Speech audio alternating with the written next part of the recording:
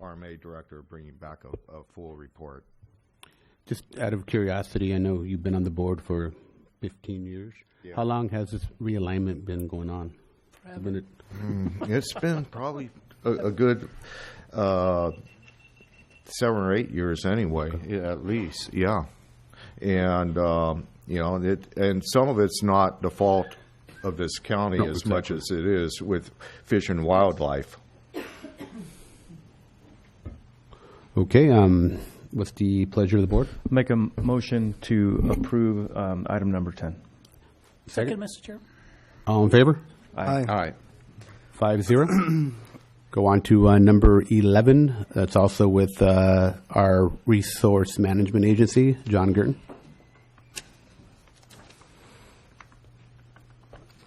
Jaime? Yeah, I guess my first question, this came from before the Planning Commission, correct, John? Yes. I was reading the notes last night, and I actually called you last night, and I apologize, I called you like about 11 o'clock. So I know you don't work, you don't work at 11, I'm sorry. I got to train myself not to call you at that time. Is this part of the Southside Road project? It is. It is. So this doesn't have to come to LAFCO and get water hookups, sewer hookups, and all that stuff? So it did go to LAFCO to get city-provided sewer, right? Yeah. Sewer. And this was a time when I was on LAFCO, or it wasn't? It was. It was. Okay. All right. Okay. I got a couple other questions. Thank you. Thank you, Mr. Chair. I'll wait to the other supervisors. Supervisor Gilio? Yeah, thank you, Mr. Chair. So I'm new to this, getting into the county, and we're coming up on a final map. So we already have an approved tentative map, and we have some vesting rights and those things that I'm aware of. Yes, I have some questions about level of service on Southside Road and Enterprise. Mm-hmm. I also sent you an email. I apologize. It was yesterday during the holiday. I didn't have a chance to get to it because of our retreat last week. So my concern is we're adding a lot of housing in the region there, and I would like to know what our plans are for the improvement. I know there's a negative declaration for this project, but I'm wondering if that negative declaration jumped on the back of maybe an EIR of a neighboring project, and that's why there wasn't a full EIR needed. And I'm wondering if there was a full EIR perhaps for the project across the street. I believe it's commonly known as Brigantino. If that EIR called out for improvements in traffic flow in the area, and if this project is contributing above and beyond the TIMFs for those improvements. And that's my first question, then I'll go from there. Okay. I believe, yes, to answer your question, the negative deck was on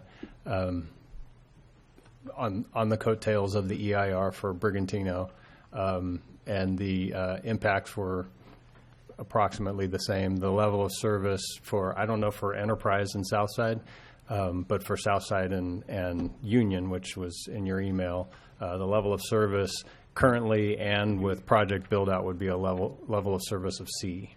So the impact of all the projects in that area do not impact that level of service at all at that stoplight without any improvements? The two projects, Brigantino and Bennett Ranch, were the ones that were contemplated in that. It didn't contemplate other projects, right?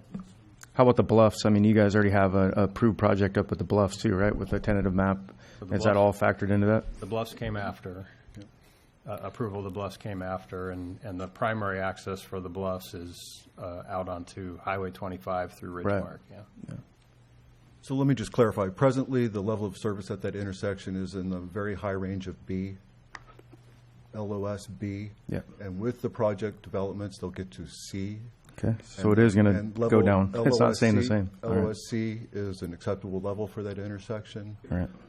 It is signalized, but primarily the mitigation required of both projects was a payment into the TIMF fees. Okay. Fees. Now, how much was that payment in additional to the traffic impact fees?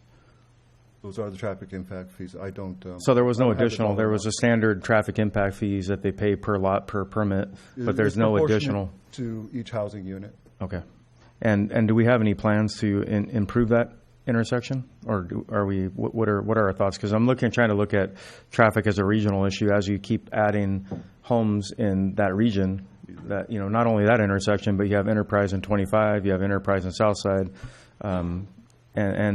These, I'm not trying to make this district-centric, by the way, but these happen to be in District 4. I'm concerned about this as a region, as we're talking about traffic flow for our residents, and we have city development happening in these areas. We have county development happening across streets. So I think we need to take a broader view of this. And again, I know we're at the final map stage on this. However, we have other projects that are being contemplated and considered. And I think we need to take a very granular look at these. And I'm not a big fan of negative declarations, to be honest with you. I think we need to look at each project and understand how they additionally add to the impacts in the areas. And I'm new to this, and I'm learning, so that's why I'm asking these questions. That was kind of the first frame of reference, and I appreciate understanding that the level of service will deteriorate from a B to a C, which is still acceptable. But you know, when the next project comes, we probably need to contemplate doing something major with that intersection, as opposed to maybe just, you know, timing lights and that sort of thing. So on the, I notice on the in lieu of fees for parks, it looks like we were saying that our developer is going to pay approximately the market value of 1.26 acres into a park fund, and then that can be used anywhere in the county. Is that accurate? Yes. Okay. And do we have a pretty healthy in lieu of parks fee right now, or do you guys know the balance of that in lieu of parks fee so we can look at our regional park and do different things? I don't know the balance of that off the top of my head. Okay. How much is this project? What's that 1.26% equal? Or, sorry, 1.26 acres? It's about $310,000 is what they paid into it. Thank you. And then on the, how do we come up with a number on the affordable housing? So I know we're working on an inclusionary housing ordinance, and we're trying to finalize some things and get things on the record. But how does each project, is that just a negotiation between the county and the developer, or how does that work? So actually, I think Barbara can answer this question better than we can. She was here at the time that was negotiated. That was part of the development agreement negotiation. That was a negotiated amount. Okay. So, yeah, we to work on that, because $4,500 a unit is, you know, I'm not sure what we're going to be able to do with that, but, you know, it's better than. And then I wanted to ensure prior to voting on this that the community, I noticed in condition 6, the community facilities district had to be, I don't have the exact language right in front of me highlighted, but it had to be started or in progress or voted on prior to final map adoption. I want to make sure that was done. And then there was also language in there about an HOA, that an HOA had to be ready prior to the final map being voted on and approved. I want to make sure that we have those two conditions met before we vote today. Right. So the way those conditions work is you can have both or either or, and the CFD was created, and the developments that are going on in that area help contribute to the development of that CFD. So the CFD is done, it's in place, and so there's not a need for an HOA. I don't think there is going to be any. Everything that was contemplated to be covered under the HOA is in the CFD. Right. So all of the shared facilities are part of the CFD. Is it our option to have both? The condition allows the similar. Right. Yeah, the condition allows to do either or. It's not really our option. We can't do either or both? Well, because that's what you said first. I'm sorry. But we can. When we're crafting the conditions, we can. If the county decides we don't want to do CSAs anymore or CFD, we can condition, or you, the Planning Commission and the board can condition a project to create an HOA. But that wasn't done in this case. Okay, I must have read that a little differently. It sounded like you could actually have both in place. You could have the CFD for certain aspects, and then you could also have an HOA for other aspects. You could, and some of the other developments that are part of the CFD also have HOAs because they have certain shared facilities that they want to have control over and be the maintainers of, so they're not part of the CFD. Do you think that would make sense for us to do that in this case? I'm asking because I'm not as familiar with this project as you guys are. Would it benefit us to have an HOA and a CSD? I'm sorry. Yeah. No, we're fine with the components that are being put into the CFD being part of the CFD. It's what the CFD was created to accomplish. Okay, and then could you break down our CFD, the breakdown of costs for? We have one for law enforcement, I imagine, one for parks, one for infrastructure. Yeah, we have them for road maintenance, for street sweeping, for drainage maintenance, We can have it for street lights, for stormwater maintenance. What else?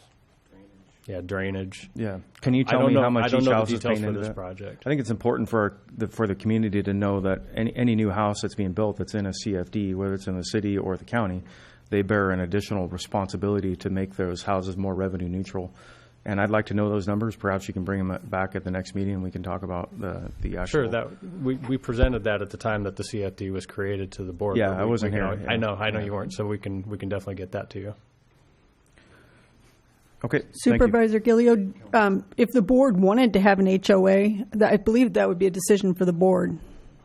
Would you concur that that would be a decision for the board to make if they wanted to make the applicant have an HOA instead of a CFD?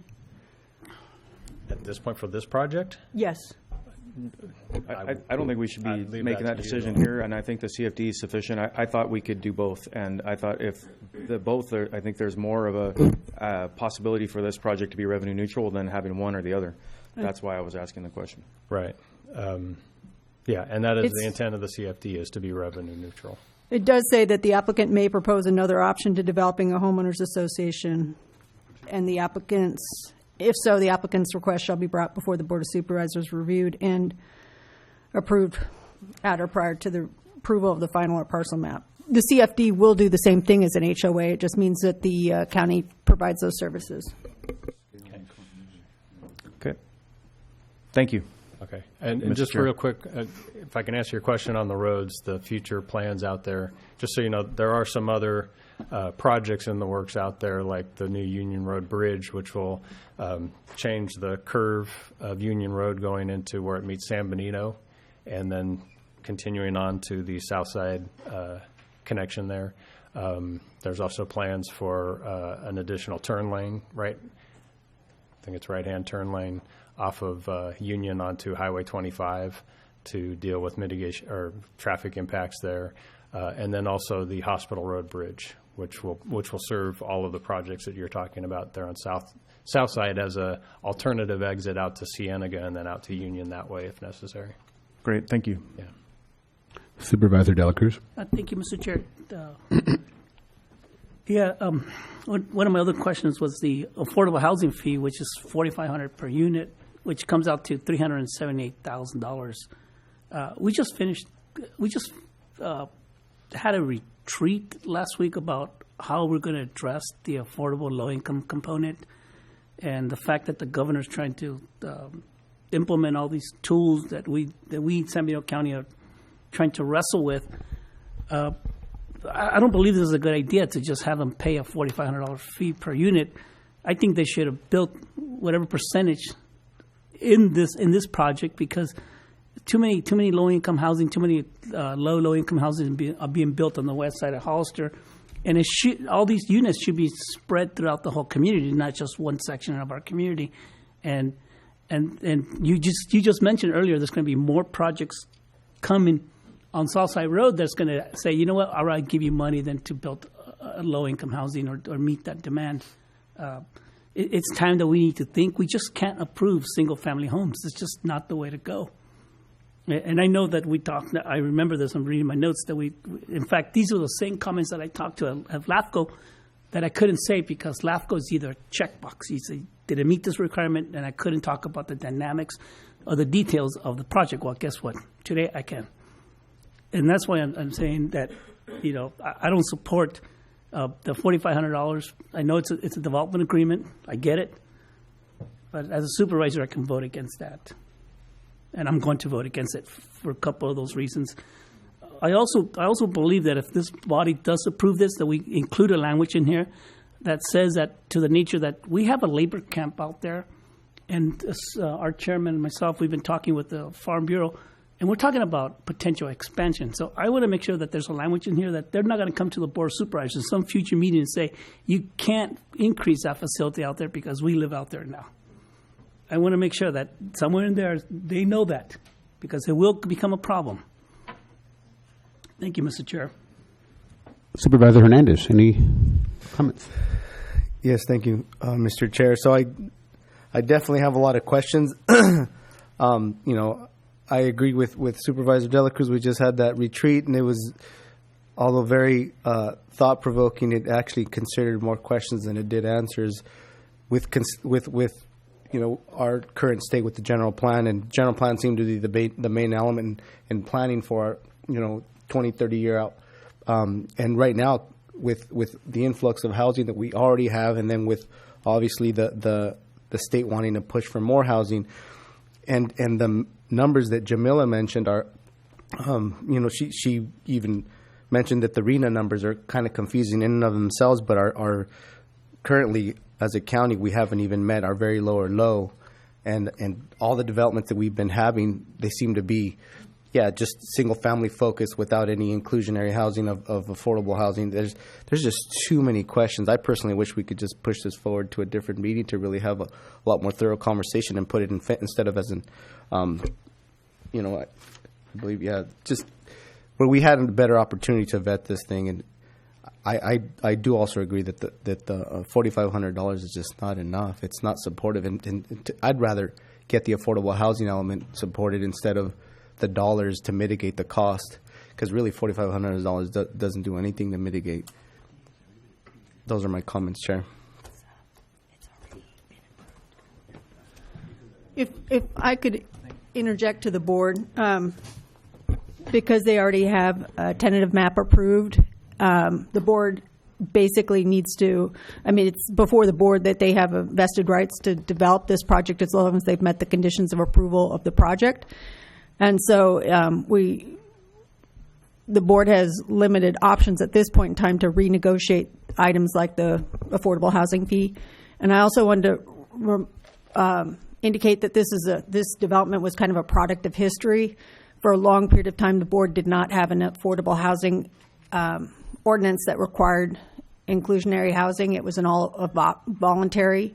So at the time that, I believe at the time that these applicants submitted their application, that there was no mandatory affordable housing. And that's why the project was allowed to develop the way it did. This was their voluntary kind of proposal for the board, but there was no mandatory fee or requirement of a percentage at that time.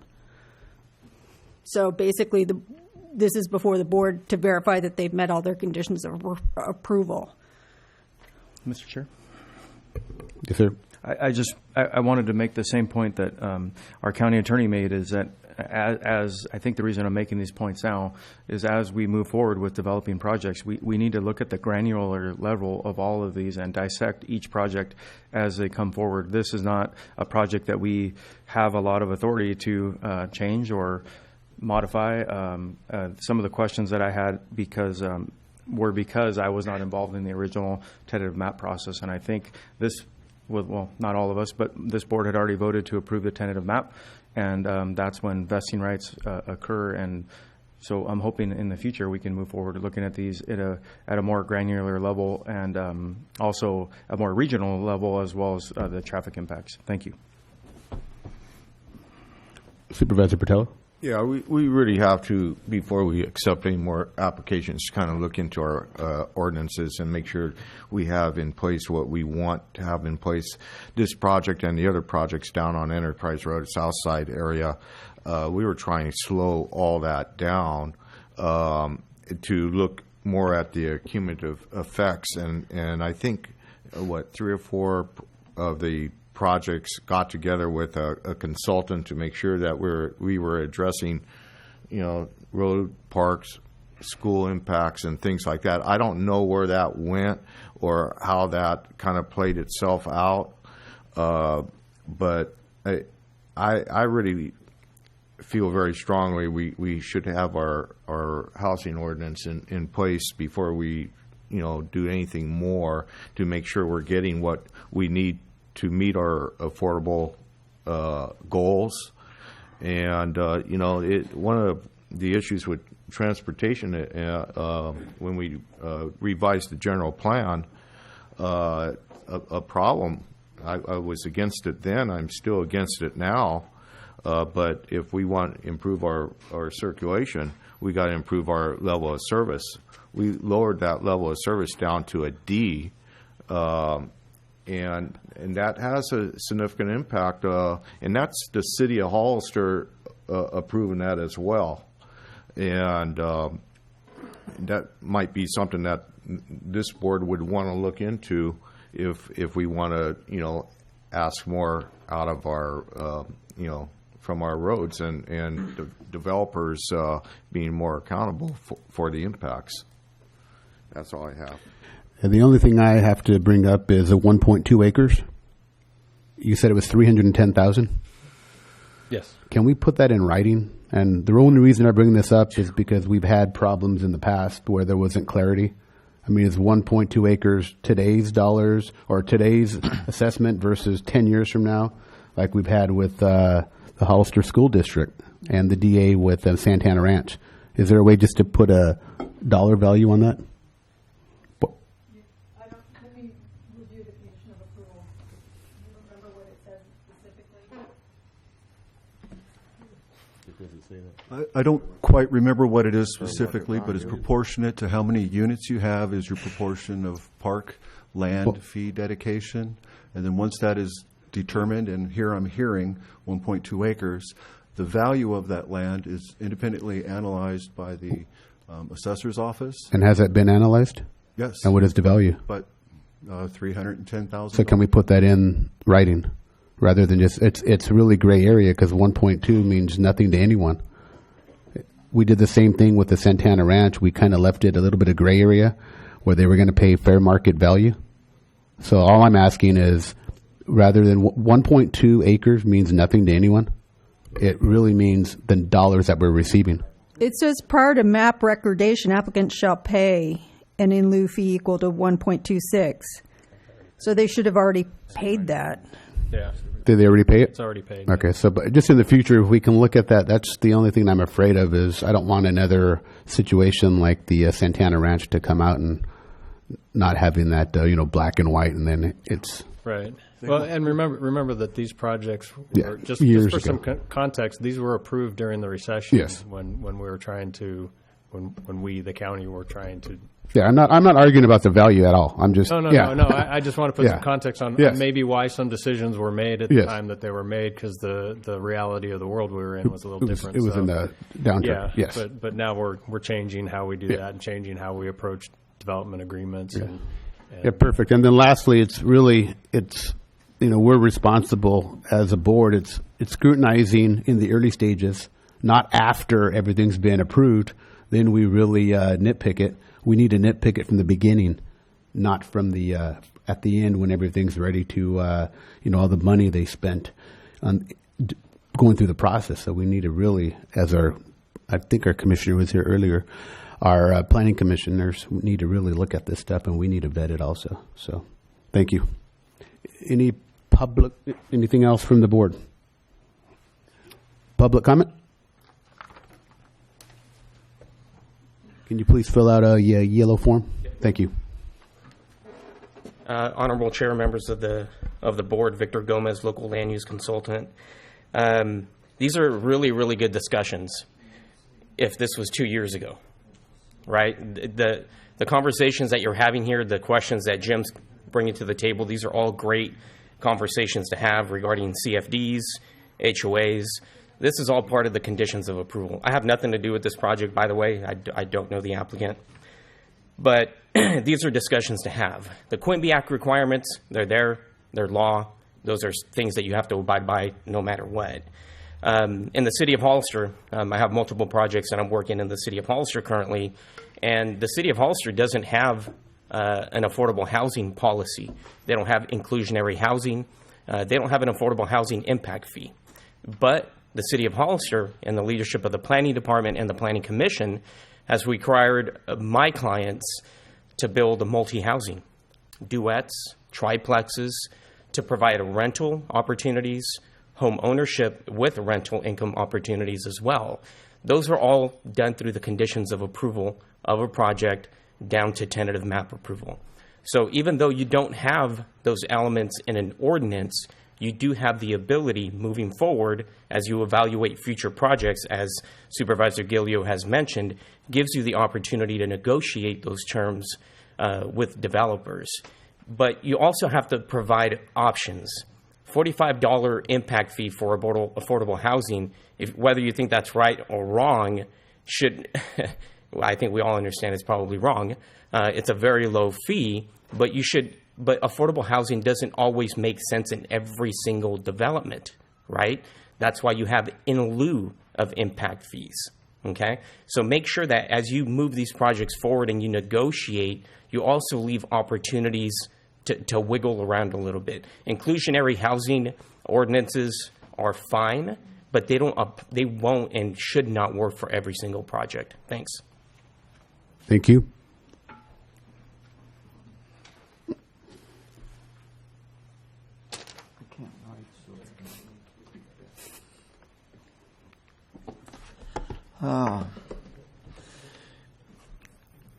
When I'm listening back here, I'm also on LAFCO, and I want the folks in the public to understand that when these projects come before LAFCO, we can't really change any of the policies, even though that we're looking at the road issues or those kind of things. I guess we could send it back to the planning commissions, but it's kind of frustrating sitting on LAFCO sometimes, and we can't change the negative deck or the EIRs. The only thing that I think that we can do is on the issue of protecting prime ag land. There was comments made on Bennett Ranch or the Deutschers property. When I sat on the Planning Commission 8 years ago, plus it was probably longer than that because we had to do a housing element.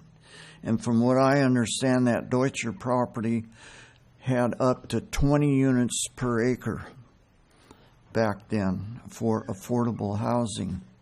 And there was, I guess, just the in lieu fee had to be paid. So that I didn't understand. Also, sitting as a county planning commissioner, it's very difficult for me to understand how the county can do affordable housing. You got to have water, you got to have sewer, you got to have roads, and that's all involved in the cities. So it's very difficult for the county to deal with affordable housing. And that's just my comments, that it's very difficult. The way that things come to LAFCO is people got to understand that we can't change much in the policies of LAFCO. Thank you. Thank you, Mr. Mancourt. Is there any more? Bring it back to the board. Any additional questions from the board? Mr. Chair? Yes, sir. But I appreciate comments from the public on the affordable and the $4,500. I really do. In fact, I will even go one step further and say that the county should in no way be in the business of producing low income and affordable. I get it. The services are within the city. In fact, the city also should assume all the low income housing units. I'm 100% for that. The problem is that we have the state of California, which is a no friend of San Benito County, demands that we also build or approve, allocate for low income and affordable housing. So we're in a catch-22. We have projects or members of the community saying that that's not the right place to build. Where is the right place to build? Is it on the west side of Hollister where all the low-income housing are right now? Sooner or later, we got to create a vision for our community, and we either make it an inclusive or we start building single-family homes down Southside Road and build low-income housing or cheap where the cheap land is at. I would prefer that we build where it's inclusive and everybody can get along and work together. There are ways, just like, and I was corrected over the week at the last retreat by our chairman, that Santana Ranch is going to have low-income housing available. And thank you, Chairman, for bringing that up to my attention. We can do it. It's just a matter of us having the political will to say, no, you're going to build low income in these projects. Thank you, Mr. Chair. Thank you. Anyone else?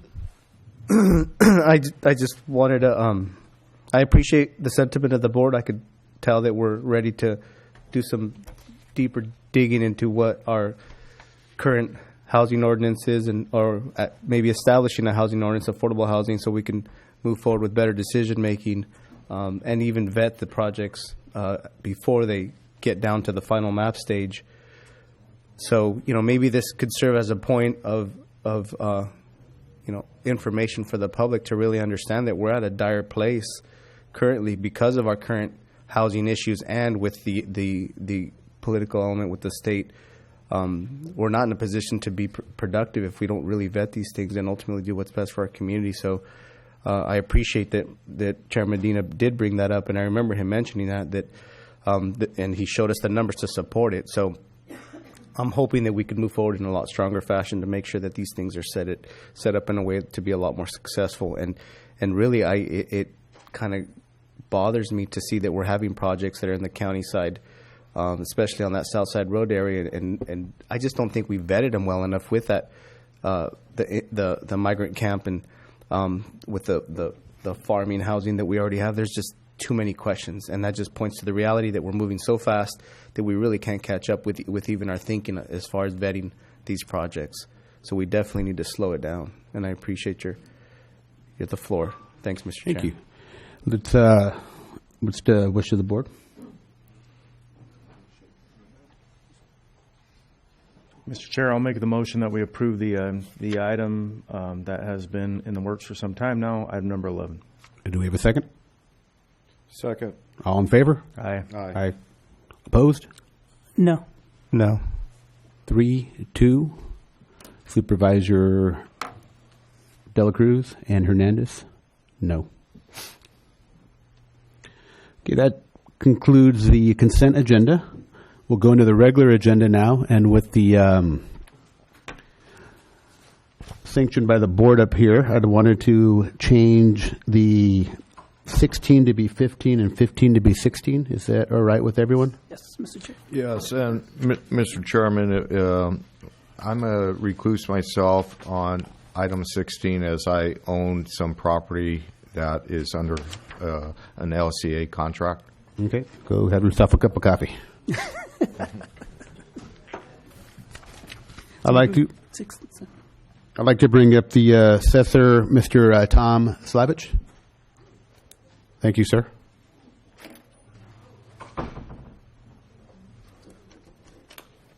Morning, Mr. Chair, members of the board. The agenda item we have before you today is considering adoption of amending our Williamson Act ordinance. This item was presented to you at the February 5th meeting by adding 6 additional compatible uses to the Williamson Act ordinance. At the last meeting, there was a question about the CEQA process. The proposed ordinance would not be applicable to the CEQA process. It would be done when it goes to the planning department at that time. If adopted today, the clerk of the board would also need to publish the ordinance in the newspaper as well. So, any questions? Any questions from the board? No, sir. Seeing none, any questions from the public? Seeing none, bring it back to the board. Any additional questions? What's the wish of the board? Mr. Chair, I'd like to make a motion that we do, if it's okay, 1, 2, and 3. Is that okay? As recommended by staff. Do we have a second? I need to find the item here. Sorry, I lost it on my computer. What are 1, 2, and 3 there, Mr. On number 16. Dela Cruz? Number 16, which is... Yeah, what are 1, 2, and 3, though? It's the first one is find the proposed ordinance does not meet the definition of a project. I got it. Thank you. I'm sorry. That's Just okay. Found it here. I'll second the motion. All in favor? Aye. Opposed? Good job, Tom. 4-0. Supervisor Bertello had to recuse himself. Thank you. Thank you. That 5-minute break, please. at the request of Jaime, and I will follow it, he wants to take a 5-minute break. I got to call the people this way. What? For the same 10 a.m. Oh, yeah, no, exactly. That's what it's all about. Hey, just the research I did.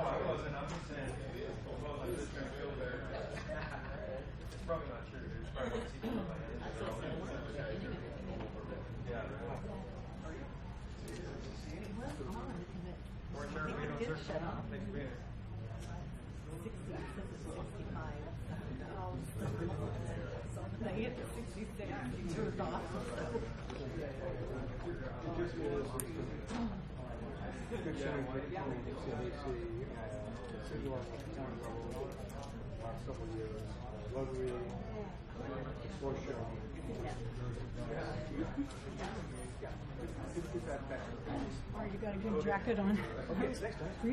I know. I learned from last time. Oh yeah, It's freezing, yeah. Well, it's so. either incredibly hot or it's like all or nothing.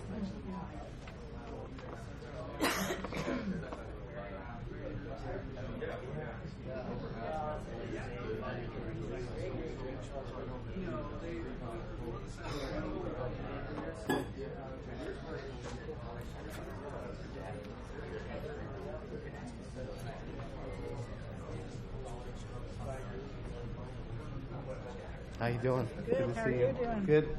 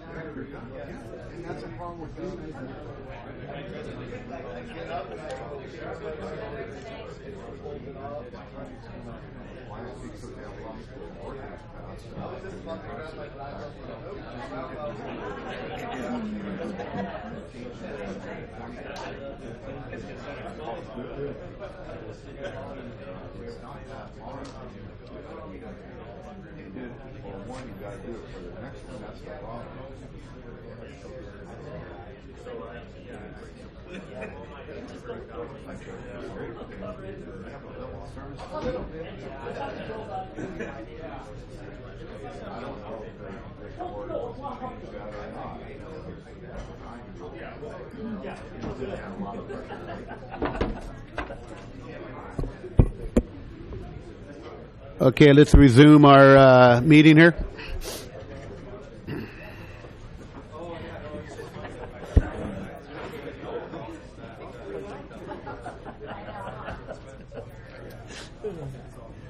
Oh, that's too funny. Hey, but Ray, we can still change it. I know that. Is there any people outside that? Thank you, Edgar.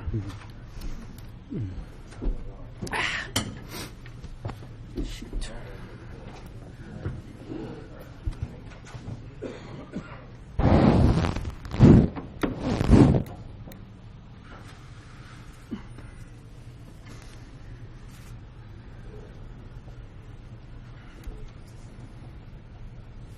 Proceed. Thank you. Well, thank you for letting me come and talk a little bit about industrial hemp. I do want to go on record as saying it's very, very interesting crop. It's very versatile. It seems to have a lot of favorable characteristics. It's great for sequestering carbon in the soil, adding nitrogen to the soil. We think it probably would be a good rotational crop. And its versatility is very interesting. I think probably almost all of the plant can be used for some purpose. We think about it in fiber and rope and clothing, but it's been used for construction materials like hempcrete, insulation. The auto industry has used it for headliners. And of course, we know there's so many uses for the CBD oils. I also think because it's such a new crop for the U.S., there's going to be a lot of infrastructure that's necessary for manufacturing, processing, and I think that type of facility would also be very good for our local economy if we could bring that here as well. When I talk about hemp, you'll see hemp, industrial hemp. It's all industrial hemp. There's no personal use hemp. It doesn't matter what the end purpose is. California, in Prop 64, opened the door to commercial production of hemp. California was already started moving down this process in the same way it did with cannabis, in spite of its Schedule I status, Schedule I narcotic status. Then the Farm Bill removed basically changed the definition of marijuana, and that's not a misspelling. Marijuana is how it's spelled in federal law, by just declaring that it does not include hemp. The Farm Bill does a couple of other things. It allows states to develop programs to monitor the production of hemp, but it does require approval from USDA. It eliminates restrictions to interstate commerce. This allows the free movement of hemp plants and products across state lines.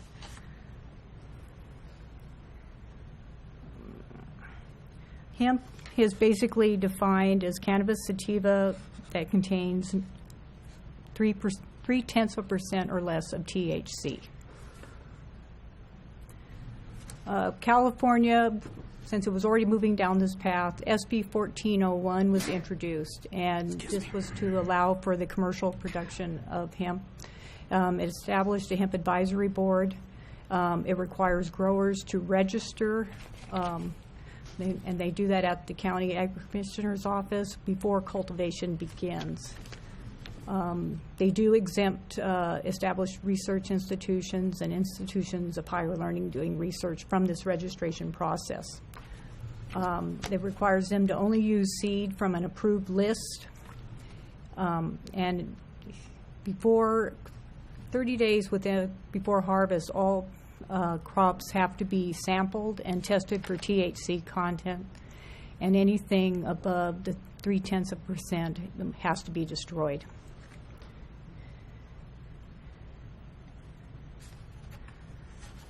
It requires the Food and Ag Department to establish a registration fee and allows the board of supervisors to set a fee to help implement and administer this program. And it also requires CDFA to establish by regulation the sampling and testing procedures of the crop. There's also one more component that they're putting in regulation is how to add more seed varieties to the approved list. Okay. We've had a lot of interest in industrial hemp for our county. Local interest and people coming from outside of the area. They like our climate. The fee that is proposed in regulation is $900 annually. They can grow this in very large acreages. There's actually the only requirement is it can't be grown in less than 1/10 of an acre. And we're seeing some shift from cannabis to hemp because it doesn't have the application fees, license fees, taxes that cannabis has. And they're also interested in our area because many counties aren't allowing industrial hemp. And then hemp unlike cannabis, can operate through normal financial institutions. Mr. Chairman, may I ask the Ag Commissioner a question? Thank you. Karen, does that $900 fee, does that cover the testing prior to harvest? So there would be an additional fee on that? Right. That is strictly for the annual fee we would collect, and then my office would keep 15% of that, which is $135, and the rest is forwarded to CDFA, and it is only to help cover the costs of administering the registration and maintaining records. Oh, okay. Are we pretty certain that there was enough money there that covers your costs and all the testing and monitoring and reporting back, I guess? I don't think so. It's hard to tell at this point because they have not created the regulations yet for the testing process, but I do know I've seen a draft MOU, and it would be the county ag commissioner staff that would do the sampling for the testing, go out into the field and take the samples, and then we would have to be there in case if it tests high, we would oversee the destruction of the crop as well. There's also a certain amount of inspections that the Farm Bill requires us to do. So there's still some procedures yet to be worked out on that, but I would think there would be some at least hourly costs for us to do this work. Mm-hmm. I'll circle back with some more questions after a report, Mr. Chairman. Thank you.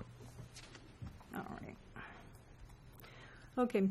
Both the cannabis and hemp come from the cannabis sativa plant. And really the biggest difference is the THC content. Over the years, through selective breeding programs, they've developed, hemp has a high CBD content but low THC. Cannabis, much lower CBD contents but a high THC. So that's the big distinction on hemp versus cannabis. Cannabis generally maybe 3% to 30% THC in comparison. So we're going to look at a few pictures here. I think this is what people think about with industrial hemp. This is a very densely planted crop with both male and female plants. It's grown very, very tall, 10, 12 feet tall. And prior to SB 1409, hemp could only be grown as a densely planted crop. It could be grown for grain and seed oil, and fiber, but it had to be grown in this type of manner. SB 1409 now allows for it to be ornamentally cultivated, meaning it doesn't have to be planted so densely. You can tend to prune individual plants, and you can cull plants, and generally a lot of the oil, they're only using the female plants, similar to what they do with cannabis.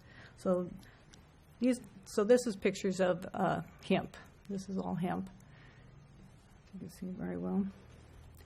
They do require signage. This one is for a research plot, but all hemp will have to have signage around it stating that it's hemp. Does not require any fencing. Mr. Chair? Yes, sir. I just got a good question. I'm kind of naive at this, and I apologize, but this is for hemp, right? To grow hemp, correct? It's hemp, yes. Can someone just out of the blues come and, get a couple plants and smoke it as marijuana? Or, I mean, I don't know if it's a dumb question. Well, I don't know. They could, but it doesn't have the THC content in it. So referring back to that square, that's why low on that one and low on this one. 0.3% of THC, so it's very, very low. Okay, I'm learning the process. So. Yeah. Okay, question, Mr. Chair. So, all things considered, 0.3%. Like, what does that mean relative to how big of a plant, or like, is that just all across the board? So you. Yeah, it actually, any part of the plant can't test higher than 0.3%. So it's not just the bud or any part of it. Most likely, it would probably be the buds that are tested. It has to be a dried dried product when we do the sampling, but it has to be within 30 days of harvest. So we don't want to test it when it's first planted and anything. So the reason for my question, I appreciate your answer. Yeah, 0.3%. Technically speaking, you can multiply that effect, right? Just maybe using more plants or trying to extract that 0.3%, and you can get more out of And I'm curious what the cost is, the market rate for like hemp versus marijuana, because if you're able to, if we don't have fences or anything, then what's under the assumption that you'd have someone from the public go out and grab a lot of plants to try to accumulate enough for that THC level to be high enough to have the effect of. It would, even cumulative, it would never go over the 0.3%.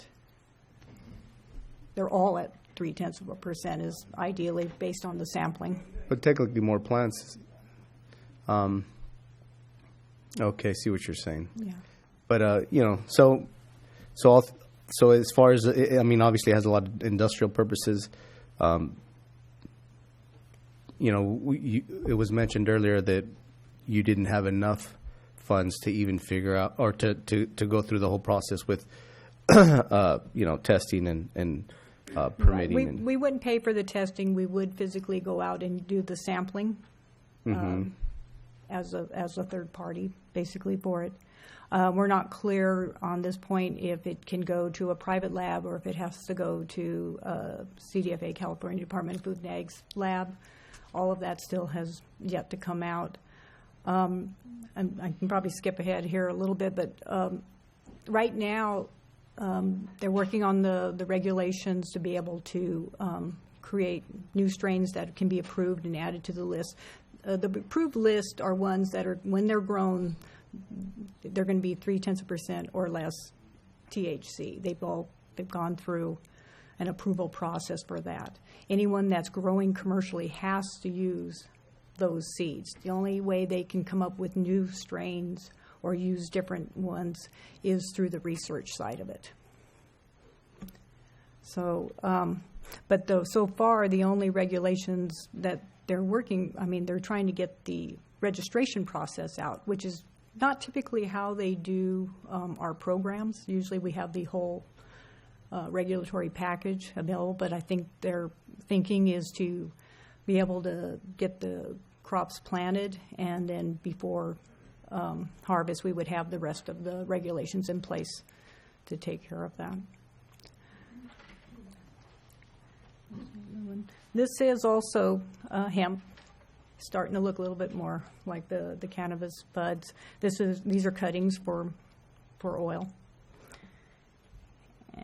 and that's actually a hemp bud also. And there are some differences to them. The cannabis, I think, has the wider leaves, but from a untrained eye or for a member of the public to see this planted, they may have difficulty determining whether it's hemp or cannabis. Okay, so my concerns, the reason I bring this is hemp is primarily grown outdoors. I mean, there will be some greenhouse production or nursery production and cloning that they do, but it's grown in very large acreages. One of the things that I know we did with the cannabis regulations was that we only allowed cultivation indoors and in greenhouses. And my understanding, that was partly to have it out of sight and was for odor mitigation.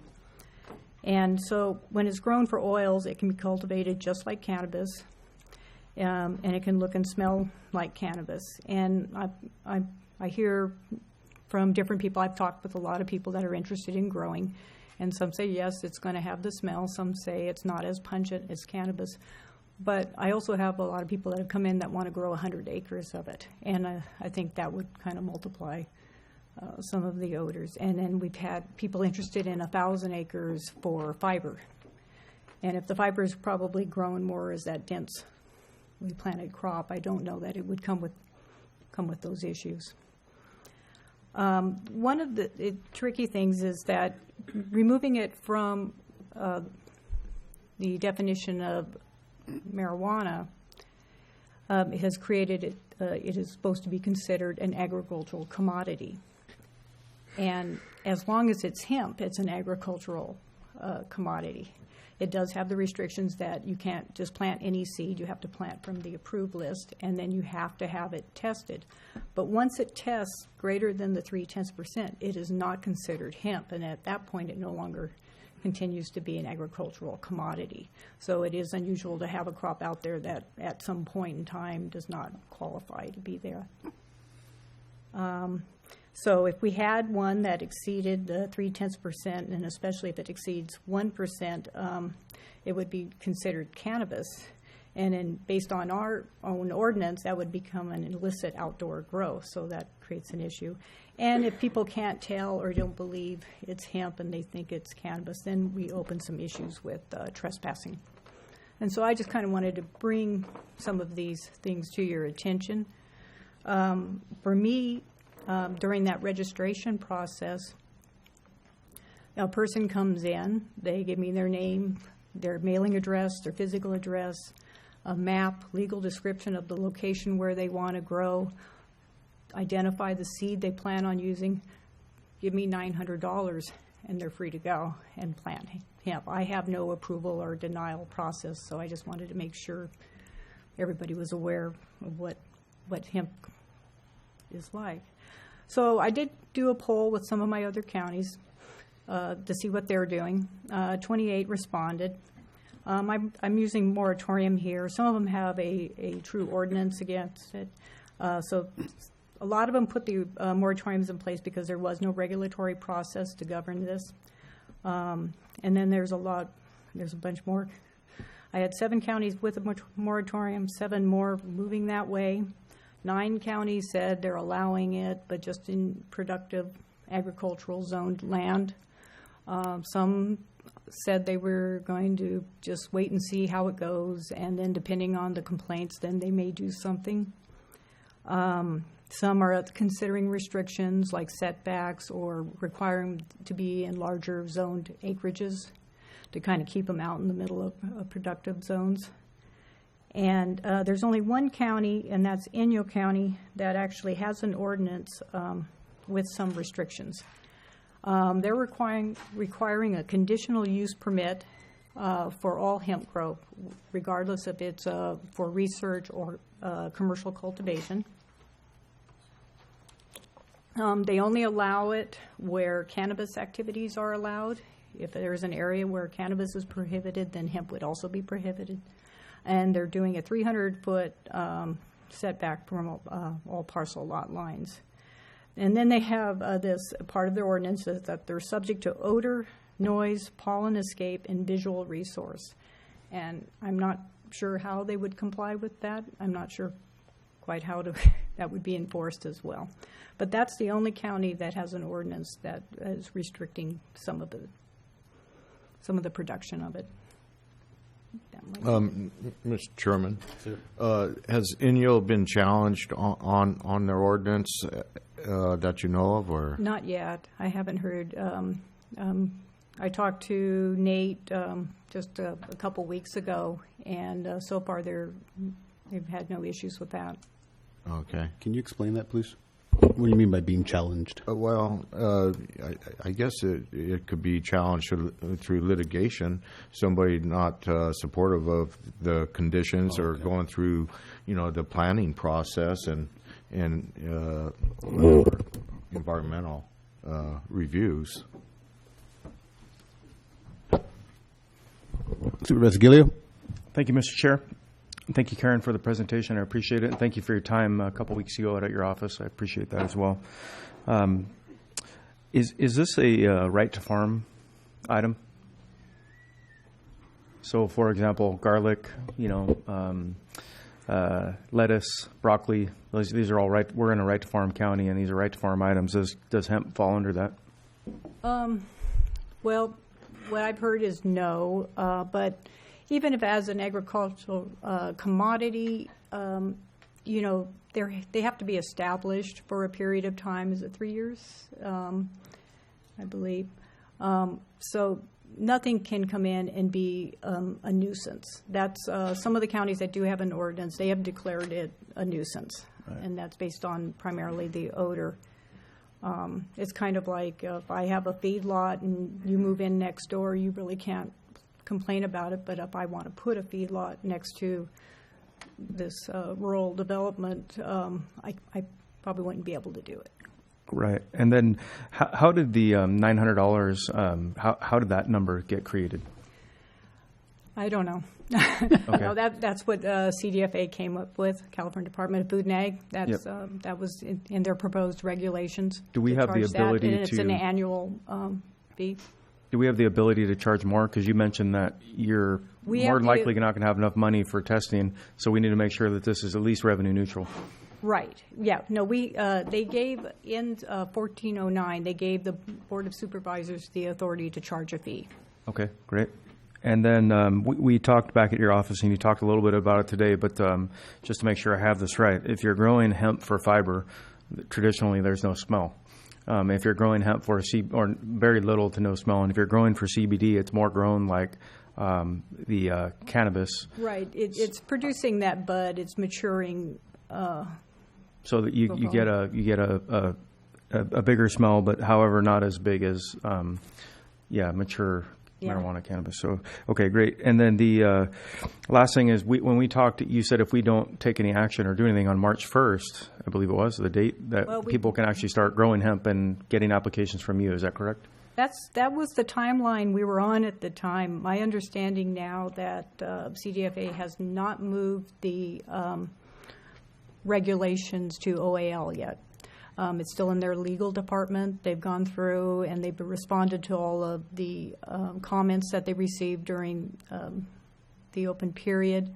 And now, just as of last week, we don't know if it's going to move to OAL or go back out for a 15-day comment period. And even if it did that, I wouldn't think anything could happen before April. Okay, and then what do you think about the Inyo ordinance? That seems to be like a fair place to start for us to make sure that we don't have the same concerns with odor, small parcels, 5 acre next to a home and all those sorts of things. What do you think about that? I don't know. I don't know if it needs to go as far as a conditional use permit.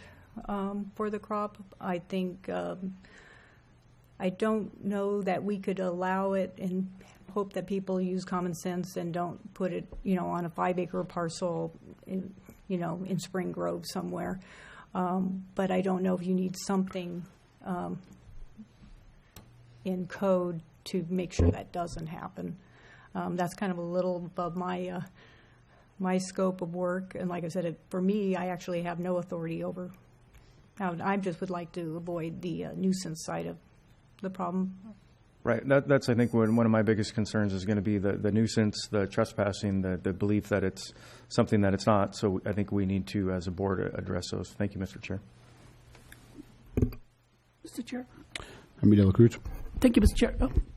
Carrie, you're saying no conditional use permit. You prefer not to go that route. Well, that is certainly, for your decision to make. I don't know, because it is supposed to be an agricultural commodity, if we want to start requiring a conditional use. I guess that kind of falls up to my next question, is that, from our experience the first time, where we all got on the community to say, okay, we'll take the first 50, and then members of the community started putting applications, they made investments, and they became a taking issue of how much I invested, how much time can I recoup that investment.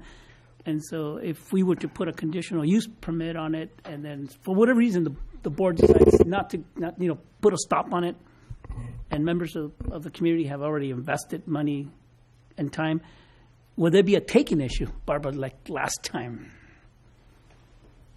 I think that we would look at it, but a lot of counties did have a more limited period of time for the amortization than we did. So I think that even though if somebody planted the crop in the ground, we might want to allow them to harvest the crop. I think that we could look at a more limited amortization period than we did have last time. So I do encourage the board to have clarity on this, so that we should bring either a moratorium ordinance or an ordinance to the board, so that there's clarity for the public about what's allowed, which makes it for easier enforcement as well. And so I didn't know whether or not the board would like to give some direction today, or maybe appoint an ad hoc to work with staff to come up with a draft ordinance that could be brought back before the board. I'm sorry, Mr. Chair, you say that, why'd you mention moratorium in the first place? Oh, just because some of the other counties had done moratoriums. Or you could just do a straight ordinance without a moratorium, either way. Yeah, I mean, this is new, and this is new for me, Mr. Chair. Obviously, the questions I asked earlier from a dumb person. I just want to make sure I'm well informed on this, and, I want to make sure before I make a decision, I know what I'm voting on. Thank you, Mr. Chair. Supervisor Hernandez. Mr. Chair, so my questions are kind of in line with Supervisor Gillio. Is the nuisance and the fees, it's kind of, it's in consideration even with my other comments with marijuana. To me, the fees is not about making money. It's making sure that we're covering our costs. And our costs technically always change, and they always get more expensive. So once we lock ourselves into a certain fee, then at that point it's hard to, unless at that point we have to make another action, which is unpopular, to change them. So all I'm saying is we need to make sure, and for clarity's sake, that we're expected to make sure we're at least able to afford the cost of regulating this. And my earlier question was more in relationship to extraction with the plants, because technically if these plants are being processed for different purposes, like which I appreciate the clarity that you mentioned, once you allow it to mature into a bud, at that point it's for the CBD oil, and then so there's a percentage, a 0.3, right, to make it legal, where you can extract that. And at that point, that THC, I mean, I'm with Supervisor De La Cruz. I don't understand what happens. Do they extract it and keep it, or do they destroy the THC? Like, is there a whole other element that maybe we don't understand as far as what happens, not only with the CBD oil, but then how do you regulate what happens with the THC that is in that plant? Well, I think, it's based on that hemp is a commodity at that, if it's 0.3 or less. So from my point of view, we test for it, and we test for it in the field prior to harvest. If it's still 0.3% or less, it's hemp, it's still an agricultural commodity, and now it can be utilized in any way, shape, or form as any other. So when they're extracting the oils or whatever, it wouldn't matter if it was corn oil or hemp oil, because it's been considered an agricultural commodity at that point. It will not leave the field if it's higher than that. Granted, it's obviously a lot lower, so it's not the same effect or not even close to marijuana. But yeah, at that point, yeah, I definitely would consider having some kind of an ordinance and setting up a process. Those are my comments, Mr. Chair. Okay. I look at it a different way. I look at it 2015 when the cannabis ordinance and amortization and everything came into play. We failed miserably. Yep. We're not going to do the same thing. We're going to look at this and make sure we make the right decision. But I do not want to spend a year making this decision. I look at it as it's federally approved from the Farm Bill Act of 2018. I also look at this type of production, I would call it, requires a larger amount of acres. People will not be successful or remain in business on small acreage. As we look at the farming today, you cannot farm, an acre or 2 acres of tomatoes and become successful and live off that. So what I look at is this is definitely a crop that I feel personally that would require 10 acres plus. So anything, it has to be over 10 acres, and that takes out a lot of the stench in residential areas. Also, looking at a conditional use permit, they still have to go through you in order to grow the crop. Is that correct? Just register with Exactly. So conditional use permit, and you can correct me if I'm wrong, would go in front of the board or go in front of the planning commission, and they would say yay or nay. That, to me, brings more of a gray area. So what I would personally like to see is not a conditional use permit, having it go through the registration, because it still has to be approved, not be approved, but still we'll know where they're at because of the application that they file with Karen. And then finally, the last thing that we look at is there has to be some type of an ordinance. When I say an ordinance, when we hear the word ordinance, we always think of bad things, regulations, roadblocks, variables. I'm looking at something, pretty simple, looking at 10 acres plus, looking at possibly, and I don't know if this would be feasible, but putting fencing around your crop. I believe you might be able to help me out, Anthony, is on some of the crops, the row crops, they require fencing around their crop to keep out the animals. Mm-hmm. Well, and besides that, you also, if you have an organic field next to a conventional field, you have setbacks that, Yes. property owners need to agree with. And, this is not, I don't think it's too unusual to expect some sort of setbacks or limitations. Exactly. And then finally is during my research, I've looked at I try to analyze everything in the worst case scenario. So I asked a couple people, well, I have a 20-acre parcel. Around the edge of it, I have the hemp, but in the middle, I have cannabis because I want to increase my profits. I was told, and correct me if I'm wrong, that if this is done, it kills the cannabis plant, so that cannabis plant would not produce that THC because the hemp plants would hinder any type of production of the THC in the existing cannabis plant. Is that true? Well, actually, it hurts both crops. It can raise the THC in the hemp, and it can reduce the THC in the cannabis. And that's why pollen drift is kind of a problem for either direction. Okay. That's my statement. I think Mr. Del Cruz had some. Wow, that was pretty aggressive. Thank you, Mr. Chair. I will support your position. I think what we need to do is what effect would it have to our neighboring farmers, just as Supervisor Patel said, and we got to look into it. But I'll go back to what you said earlier, is that if we're going to do something, I don't want to embarrass ourselves as we did the first time. Exactly. That's the most important thing. No offense, Karen, it's not against you. Oh, no, I mean, it's against us. One thing. Hold on a minute. Let me finish. And I'm okay, Mr. Chair, to move in that direction. And you're at liberty to create a subcommittee of whoever you want to make up. I would also recommend inviting members of the public too.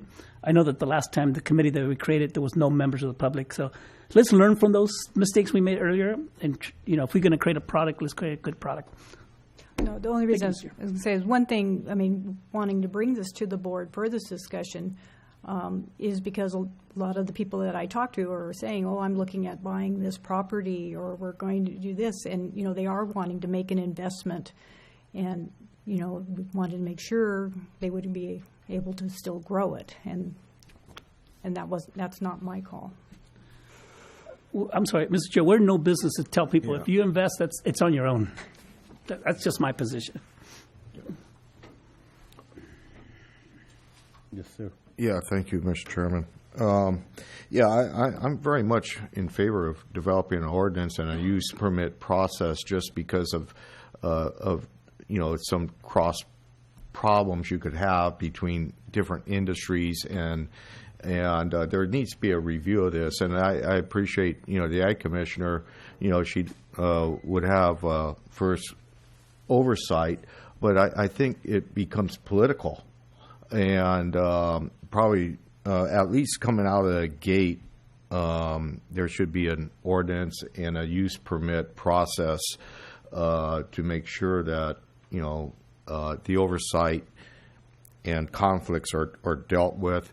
I agree with Supervisor Hernandez that we have to have cost recovery, and through a use permit and an ordinance, maybe we could assure that that would be done. And so, I think this probably needs some work. Maybe it was suggested an ad hoc committee working with our staff, looking at what other counties have done, and and addressing some of the concerns, and hopefully, come back with something that's reasonable for the industry, and for people to utilize their opportunities. Thank you,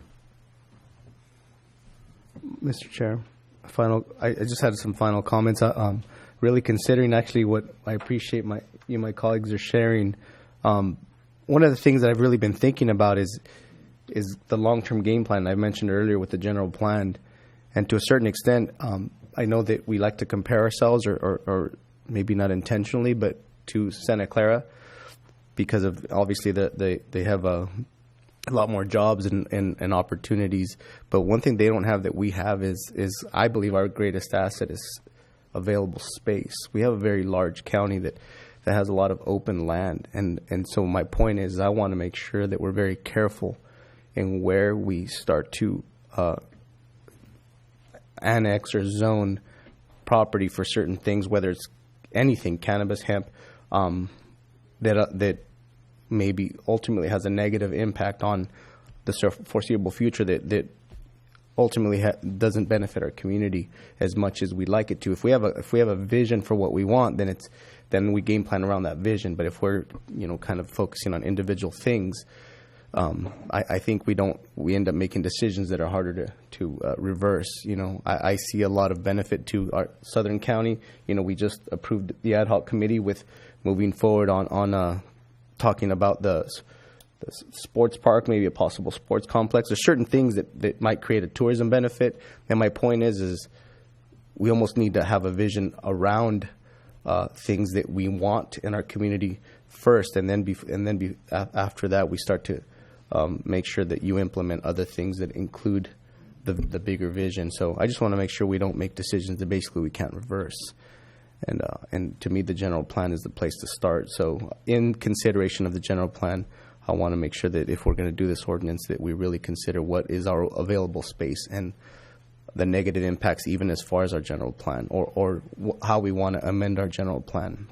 And I just use that sports complex as an example. Thank you. Any public comment? Chairman Medina, may I ask a question before public comment? Yes, sir. For clarification on some of these, the surveys that you did, I appreciate you reaching out to the other counties. So the 2018 Farm Bill was just passed recently, as we all know, and I'm wondering what was the relation to the 2018 Farm Bill and moratoriums and ordinances and these things, because now that the 2018 Farm Bill is passed, it's no longer federally illegal. It's going to be a commodity as long as it's negative under 0.3. So I want to, I'm bringing this up because I want to kind of caution our board into not stumbling into something where we're not in a defensible position, and perhaps our legal counsel can advise us as well, because I don't think we can come out and say you can't grow lettuce. Lettuce is a commodity. Mm-hmm. And I think now this is considered a commodity. And I just want to understand that better. Were these people creating moratoriums after the Farm Bill or prior to? Most of them were before. And a lot of them had trouble with research institutions, not really being valid, and they were getting out there because they're exempt from registration even, so they could just jump in and start growing. I think most of them cited the fact that there was no regulatory structure in place yet, and we're kind of a little bit in that. But now that the Farm Bill did come out, that did change and make it's not, illegal federally anymore. Okay. But some of the ordinance that I have seen declare it a public nuisance, and that's how they're banning it. Okay. Yeah, Mr. Chair, I think I'm kind of leaning towards what you and I think Supervisor De La Cruz are saying was, well, let's create an ordinance that is in line with the Farm Bill. And I would also add in that what Mr. Hernandez is saying as well, Supervisor Hernandez, is that we need to make sure that our cost recovery is revenue neutral, including the testing. So we need to do a little bit of research, come out with what that testing is going to be, and make sure we're covered for that. And that's what I support doing instead of dragging this on forever and ever. And we can, look at the high acreage that Supervisor Medina is talking about, as well as where are we allowing cannabis to grow. And I think we can create something pretty thoughtful, because you guys have already done years of research on this matter, frankly. I mean, it's a different matter, but it's, they're cousins. So thank you, Mr. Chair. Mr. Chair, it's 3 months. I mean, back to the board, is that too short or too long? 2 months. 2 months? No, I'm okay. Actually, 2 months is better for me. Well, can I ask a question on that real quick? If the process is approved at the federal level or the California Farm Bureau, I'm sorry, I'm saying that wrong. CFDA? Do I have it? Thank you. And before we adopt an ordinance, that allows people to just start growing and registering with you, right? So we need to make sure that we have something in place before that's done, or people will just slip under the radar kind of with development stuff that we've been talking about. So that would be the only timeline that I think we should make sure we implement it before that is done, if that makes sense. Yep. Public comment? My legal counselor. Keep you out of trouble. Good morning. So just to give a little bit of information, since Supervisor Gillio had mentioned this with regard to wanting to have something on the books maybe prior to when CDFA begins registration. I did check again this morning to see if there was any update with regard to when that would occur. It still is not posted, and so to Karen's point earlier, maybe looking at April. But in the interim period of time, the board may want to consider at least an urgency ordinance where there is a short 45-day period moratorium while the formal ordinance is being worked on. So that's something that also, if you are looking to advise staff to move forward with that, we're certainly happy to work on that. I hate those moratoriums, Mr. Chair. The moratorium, it's not like it's basically holds the status quo in place. It doesn't allow the use while the formal ordinance is being developed. And it can be done for a short period of time, but that's up to the board.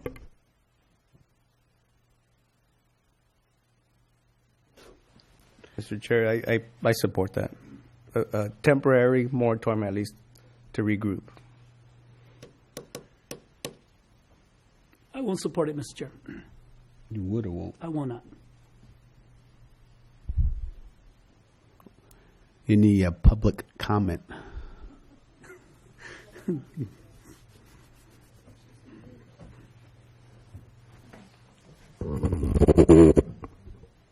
Hi, my name is Jeff Brothers, born and raised in Watsonville. Was a cut flower guy for a long, long time. I'm the guy with the 5 acres that was off of Mitchell Road. So I have had experience with hemp in this county. Really appreciate Karen and her office, the interaction we had, because before I even planted, I visited with them and said, hey, I've got an ag research MOU, would like to do this. They were shocked that I was the first one to finally show up and said, we've been waiting for somebody to come here, and we think this will be an interesting crop. We had a great experience with it. Most of the counties that are struggling with understanding hemp is they really don't understand the plant. The growers typically will produce only feminized plants. That means they're all females, no males, no pollen. If you're growing a crop for oil, you only want females, and therefore there is no pollen drift issue. Responsible growers will do that, and that's exactly what I had in my field. I had no pollen drift and had a great experience. I know many farmers in this area, this county, Monterey County, San Luis Obispo County, and elsewhere are struggling with cutbacks in acreage. The processors have cut way back. There's a lot of excess ground right now, and they're looking to this crop to try to fill that in. And it's also becoming a very popular rotational crop. I'm working with several Driscoll growers and a number of other farmers. They're tired of losing money with broccoli, and they think this could be an important rotational crop. So I actually think this will be something that is just another commodity. It is just another crop in the mix that people produce, will become much more commonplace. It's going to be done in big acres in Ventura and Santa Barbara counties, and certainly in the Central Valley, Imperial County, et cetera. And I would, I think it can and should become an important crop here in San Benito County. Monterey County is having a struggle with understanding it and the competition with cannabis.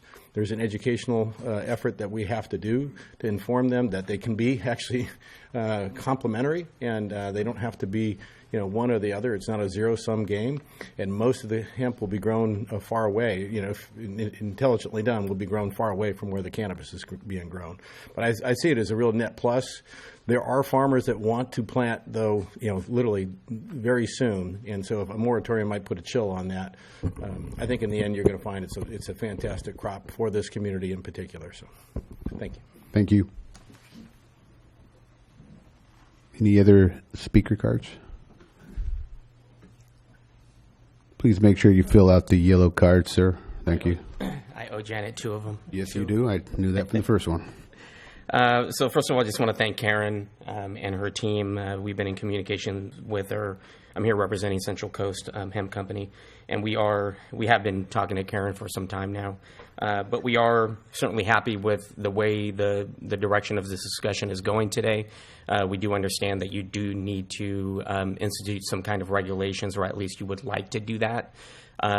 Regarding the moratorium, and I appreciate Sarah has an abundance of work, obviously, on the cannabis stuff and understands it quite well. I think it may be a little bit premature, just because if you don't have those CDFA regulations released, you do have a moratorium. Nobody can register for industrial hemp here unless you have a research permit. So you already have one. Now, if things get delayed, which I hope they don't, but if they do, it may be appropriate to look into that in the future. But I honestly do believe you could bring back some components of your cannabis ordinance that include the setbacks and those things that you wish here fairly quickly, and have something drafted. Of course, I'm speaking because I don't work for the county council's office, but I think you can have something drafted fairly quickly for either an ad hoc committee to review, and then eventually the Board of Supervisors to review as well. And processing as well. Processing is going to be critical, whether it's in San Benito County or around the county. It is another job creation component. But at the end of the day, as Supervisor Gillio has indicated, this is an agricultural commodity, and we appreciate you folks taking the leadership on this. Thank you very much.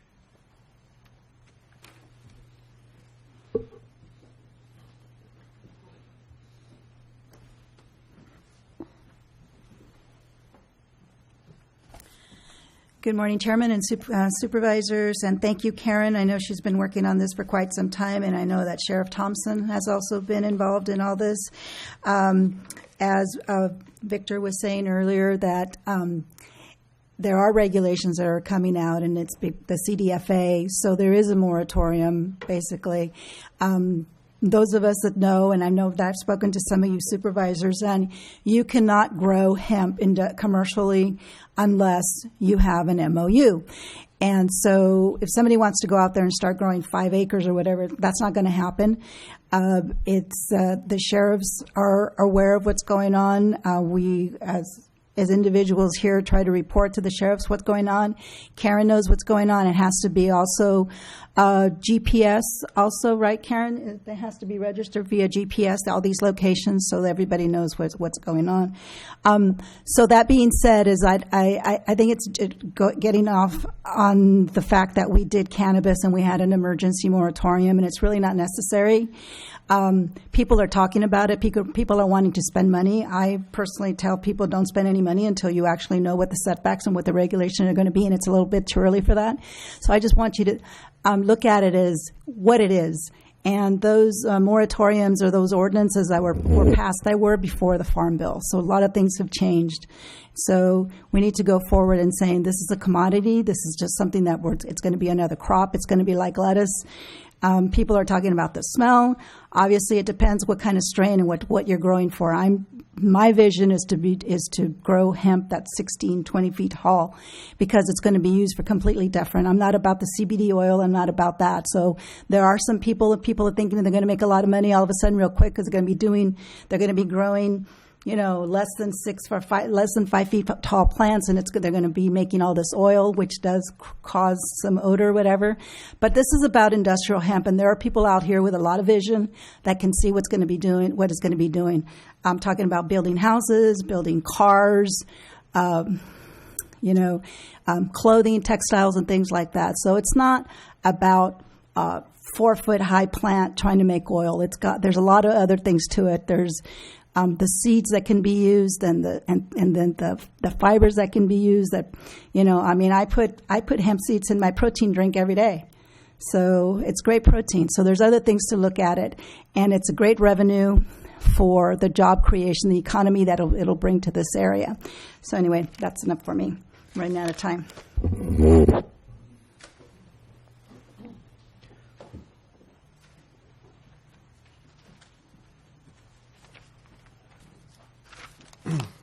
Good morning, Board. Peter Brazil, JRG, representing multiple clients in the community. I want to support, again, you moving forward with the development of the ordinance regarding hemp cultivation.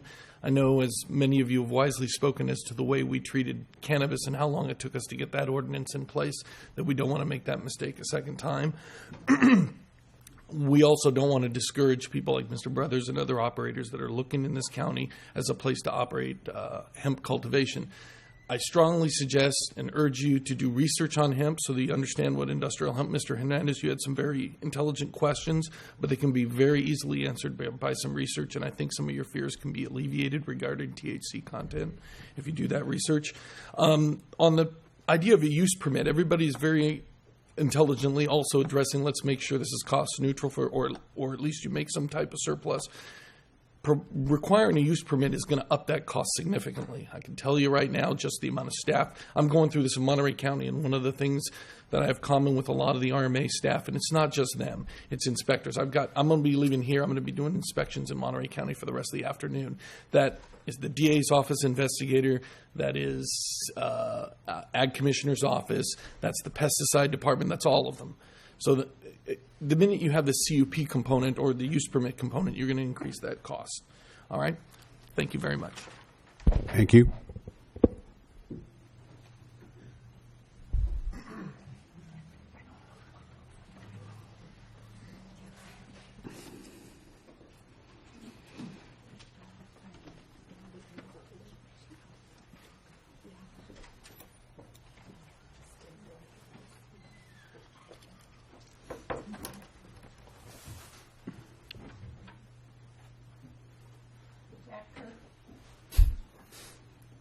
That was quick. That was good. I'm Jack Kirk, but you know that. It's always interesting. Advocates always say we need to make that previous mistake with marijuana. We don't need to study things out, just do it. So again, I would encourage you, take time to understand it. A lot of people don't understand the issue up here, so let's do it. I've been trying to learn. I don't see a great objection to hemp production, from my standpoint of being contrary to cannabis. I think we need to, so I think it's time it gives you a chance to study, and if you do a temporary moratorium until you can, or whatever the legal process that they suggest. I sure would like to protect, again, our, Fairview Road, we have home sites on 5 to 10 acres, and I think we need to be very clear. It's not 10 acres that they perhaps, but over 10 acres. So, try to decide. I liked Peter's idea of, thinking about where your general plan's going, where you're going to put sports facilities, where you're going to put things that could cause odor to keep people from coming to other facilities. So maybe, designate where those areas should be. Interesting thing, too, is if you do some of the oils, which maybe the initial isn't necessarily to produce oil, but if you do that, is that going to be processed the same processing plants that the CBDs are processed with the marijuana industry, or does that become a supplement to the marijuana growers? If they're not making it, they can be over there processing hemp oils for CBD for the other. So you have to decide in your ordinance, are you going to separate those, create other processing, where those processing plants would be for the safety of the community.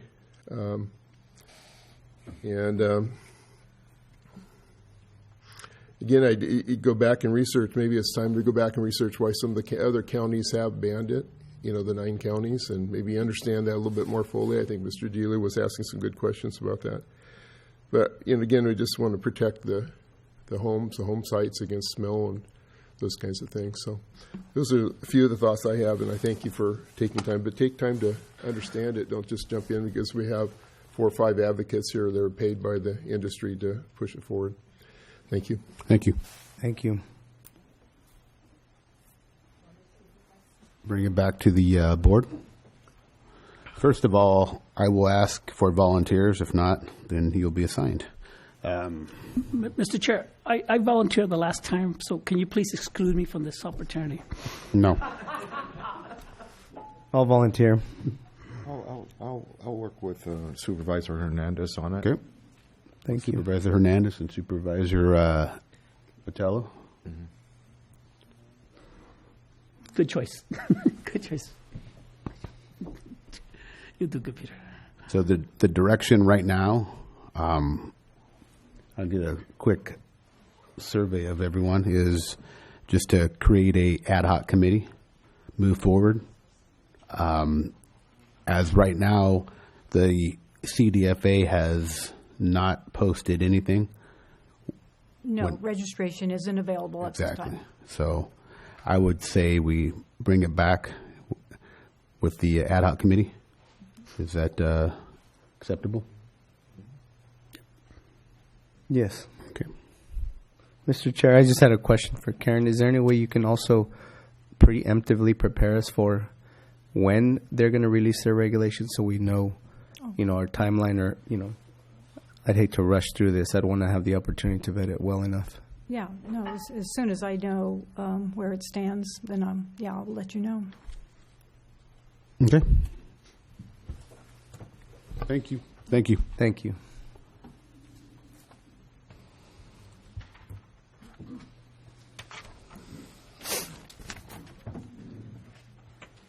The next item I'd like to report the Economic Development Corporation. They are meeting as we speak and putting together a presentation, and they like to move this until 2 weeks from today. All right. That's up to your board. Perfect. Yeah.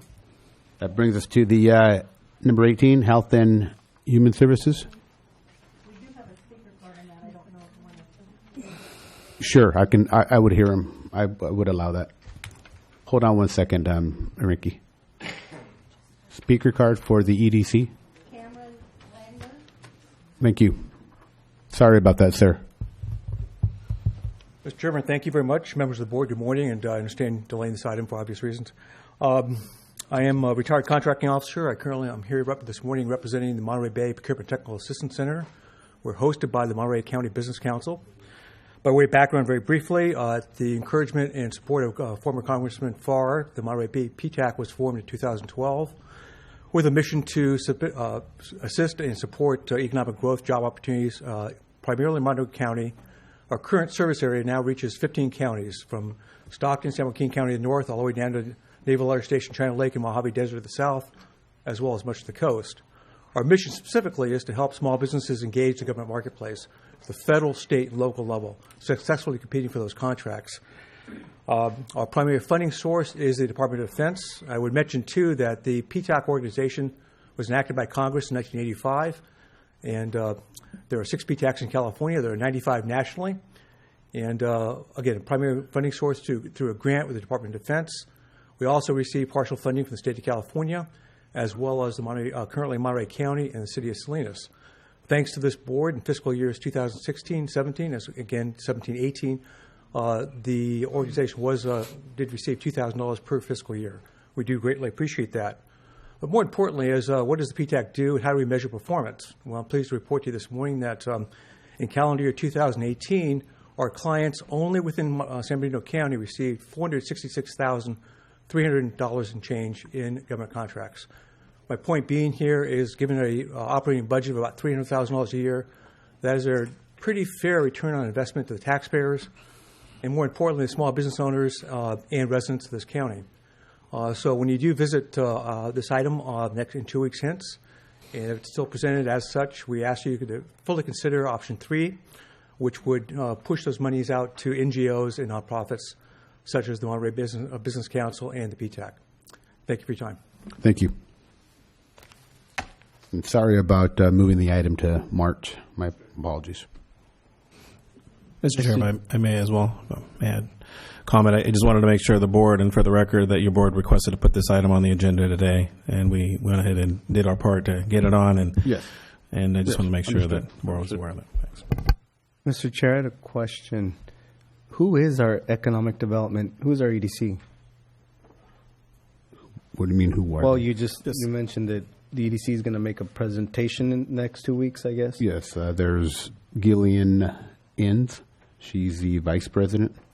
And then the Go ahead. Sure.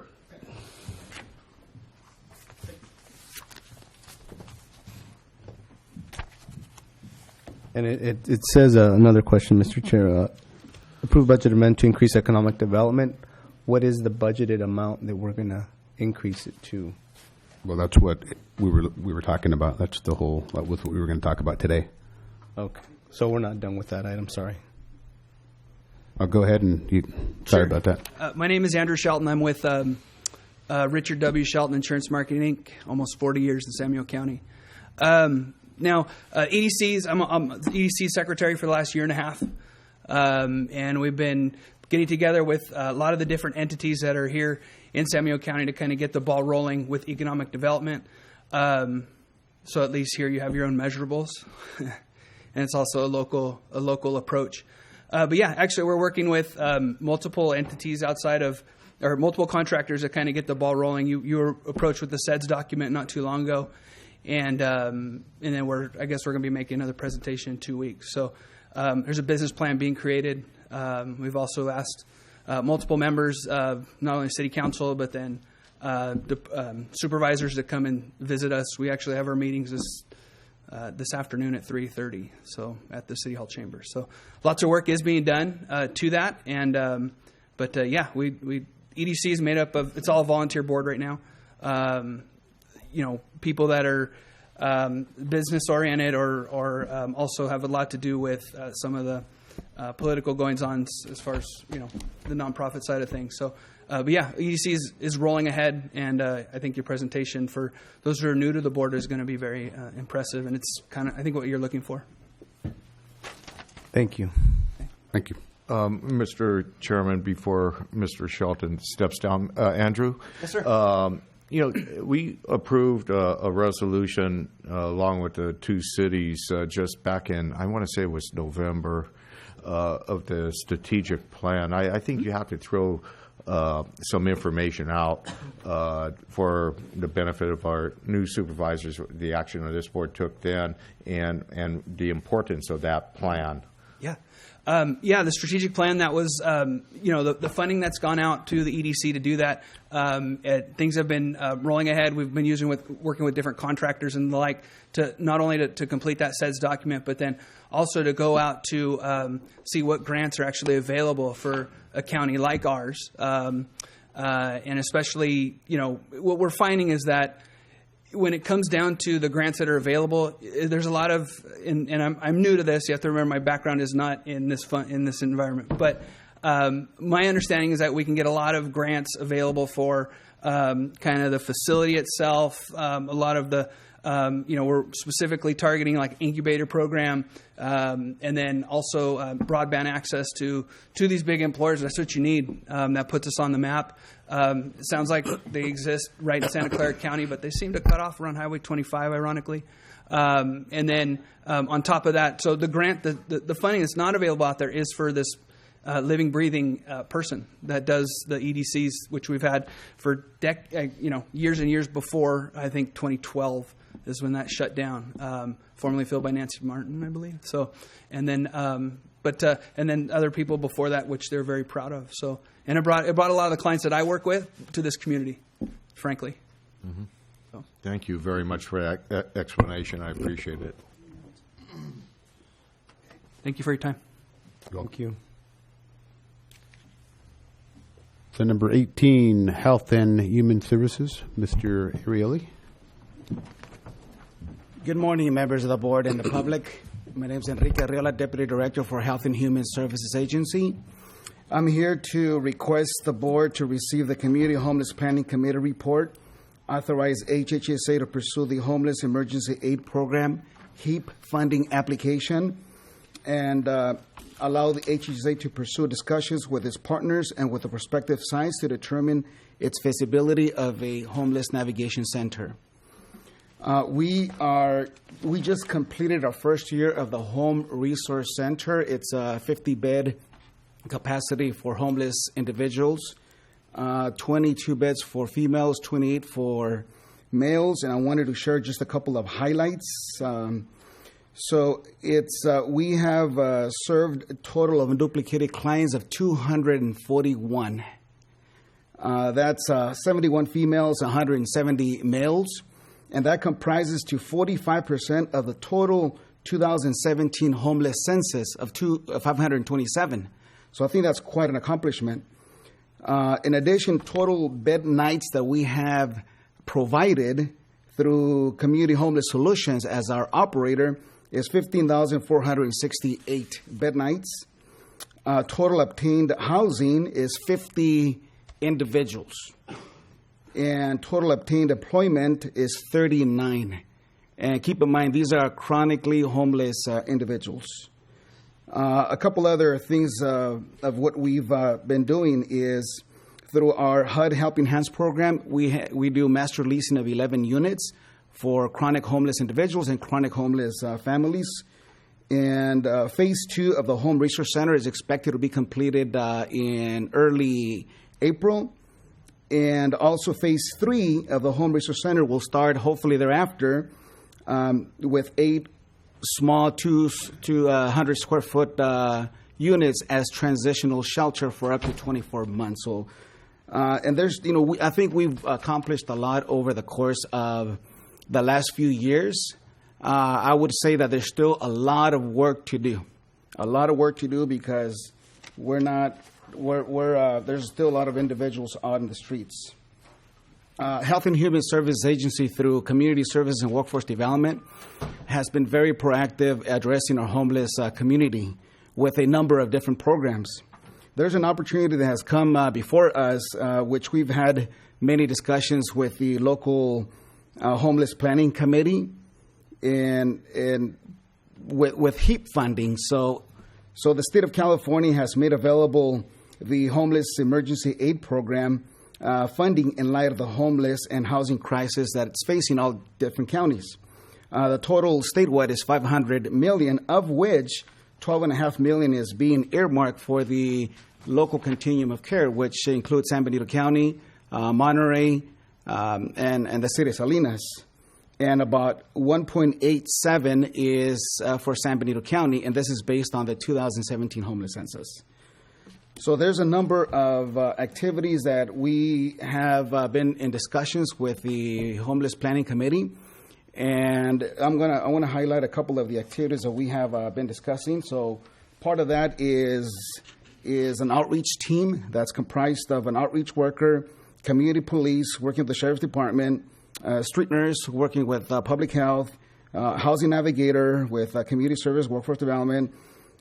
So having some type of outreach team that'll reach out to our homeless community and providing solutions. In addition to housing support, direct rental assistance for individuals facing at risk of homelessness and those that are chronic homeless. In addition, one of the ideas that we've been discussing, which will, part of the HEAP funding is expansion of beds. I said we have 50 beds, and obviously that's not enough. So in order to accomplish this, we've been discussing a structure that has a capacity of at least 75 individuals, possibly up to 100. So we've had discussions with Sprung Structures. So they provided some type of durable, weather-resistant structures that can be used for temporary, homeless solutions. Now, part of this includes the adding of, what we have talked about is a structure that's about 50 by 80 or so.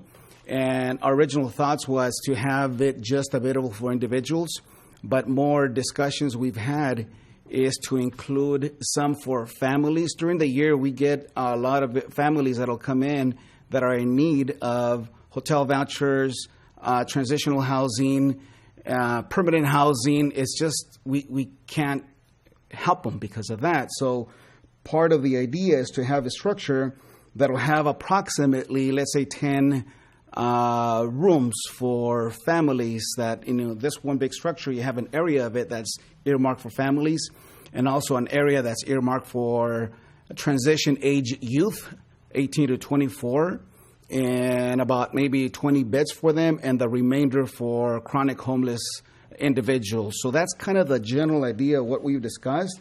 There's a couple of sites that we've been discussing. One is 1171 San Felipe Road. It's an 1.5 acre parcel, and that's up in San Felipe.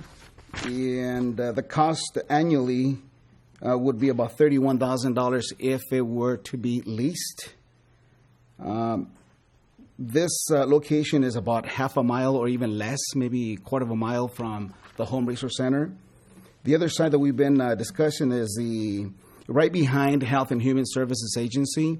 There's a 2 acre parcel that's county owned, and it's the future home of behavioral health. So this site would be ideal if it were to be made available for at least 2 years. I know they have plans to build, but if the plans are beyond 2 years, so we feel that this would be an ideal location if it were to be available. So either place would require, of course, some infrastructure, whether it's electricity, there's water, sewer, some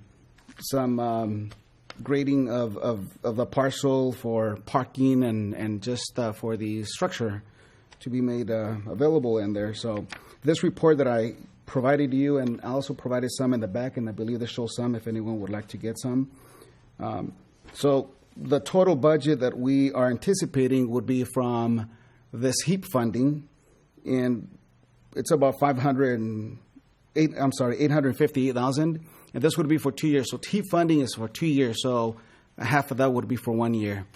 So that's a general overview of what we've been discussing with the Homeless Navigation Center in our efforts to continue to bring solutions. And ultimately, this wouldn't be a permanent solution. I'll be honest with you. I'd love to have a lot more affordable housing, permanent housing, low-income housing. And the main goal is continue to work with service providers to continue to provide supportive services with a goal to expand our low-income housing inventory to be able to house more individuals and ultimately reducing the homeless population. Thank you. Thank you. Questions from the board? Mr. Chairman, if I may, I've been working on the homeless committee, attending the meetings, and the participation has been absolutely phenomenal from not only county departments but also nonprofits and stakeholders. And we've been working pretty hard on this for some time, and hope to have support of the board. And like Enrique said, I think all of us wish we could solve the whole problem out there, but it's a tough one. And what we got to do is take one step at a time. We have a lot to be proud of with our homeless center. It's helping a lot of people. But there's still a lot of people out there on the streets, and that includes family, which I just had a call last week. I was beginning to tell Christina about it from someone in San Juan. I don't know if they were able to find shelter or not. And youth services, our youth is somewhat underrepresented, and they need unique services. And in this budget, in this plan, we're trying to address some of those additional needs that our community has. And I think the Health and Human Services, Enrique's done a fantastic job putting this together, and certainly hope to have the rest of the board's support on this to move forward. And, one of the tough decisions is, of course, finding a location for additional shelter. And I know the behavioral health location might be a little bit problematic, but we should research that as far as the feasibility of moving there, additional shelter there. And the type of structure that we're contemplating is something that is relatively inexpensive, used in other areas, other states, to deal with homelessness. And it also is easy to put up and easy to take down and utilize elsewhere if needed with the opportunity. So that's kind of what we wanted to bring forward today to this board as an update, and hopefully direction keep moving forward. Thank you. On that note, if I could add, Sprung Structures, they provided us some basic numbers. There's the option of leasing and also the option of purchase. If it's purchase, is approximately, I want to say about $180,000. For leasing is approximately $3,000, and that would be dependent. Both would be dependent on the structure. Do you want offices, indoor restrooms, different rooms? So that's all dependent on that. But those are some basic numbers. But leasing would be about $3,000 at the end of the 2 years. We have the option to purchase, and the structure could be as either $3,000, $4,500, and that'll be dependent on the price as well. Supervisor De La Cruz. Thank you, Enrique. Thank you, Supervisor Botello. I know that I'm part of that distribution email, and every once in a while I'll drop in, and you're always constantly engaged in that. So, on behalf of the board, thank you very much. Enrique, the $200,000 for modular building tents, is that something you rent? You guys buy? So that's the option that we're discussing. Okay. If we have space that's maybe 2 years, maybe the best option is to lease. Okay, so that's a wish list item then. Yeah, but with the budget, that's what we budgeted under capital projects. So just the distribution of funding, that's considered if we were to purchase a capital project. So we allocated 10.69%, $200,000. And youth services, 15%, $280,000. Rental assistance to prevent homelessness, and that's 4.54%, $85,000. And for services, $1.3 million, which is 69.77%. And all these big ticket items, you're going to compete out, right? You figure you're going to So get the continuum of care, good question, has next week there's a mandatory bidders conference for these funds. Okay. The application is due early, I think April the 1st, and our goal is to apply. And this application is open to anyone in the county. So we could apply as partners with different organizations in the county. Organizations could partner up with other organizations and apply. So this is really open So if the county gets it, how are you going to get the rentals or the modules? You're going to bid out, right? You're going to seek vendors to put a proposal, right? You don't have a vendor in mind to contract with right now. If you were to we've win been this. in discussions with a possible vendor. Okay. Not necessarily discussions, but we got information from like the Unsprung Structures. That's the organization that we work with. They have a lot of experience in homeless structures, for expansion of beds. So we will eventually, put it out to bid. Okay, and then I see that in this budget you have tiny homes, 3 of them. Is that something you're going to start exploring now? So the reason why we included that is for operations and management. We feel that we need more on-site presence instead of having someone during the day. So the idea is to have several there for the on-site staff / manager. So that was the general concept of that. Thank you, Mr. Chairman. No questions, Mr. Chairman. Supervisor Gilliam? Any public comment? Rachel Wright.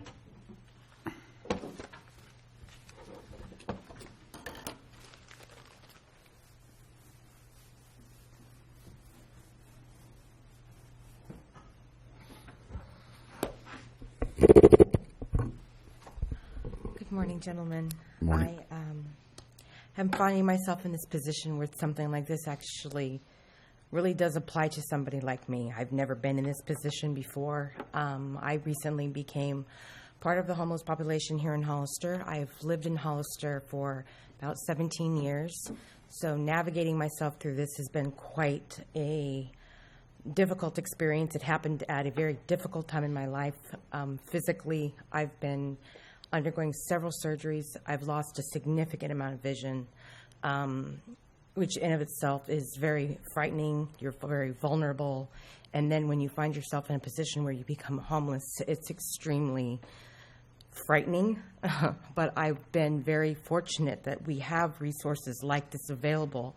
And the Resource Center has been phenomenal. Really, the amount of compassion and the real willingness to help somebody get back on their feet, get through the situation, this temporary, for some, like myself, this is a first time thing. I didn't know where to go, who to talk to, how to get help. And Health and Human Services, and then, leading me toward the right path and going to the Resource Center.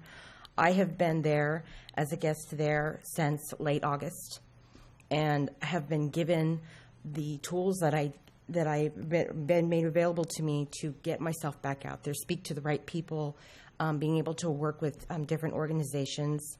While I am recuperating, I still have 2 or 3 more surgical procedures to go through by the end of the year. So something like this that can be made available, because I see how many people there are.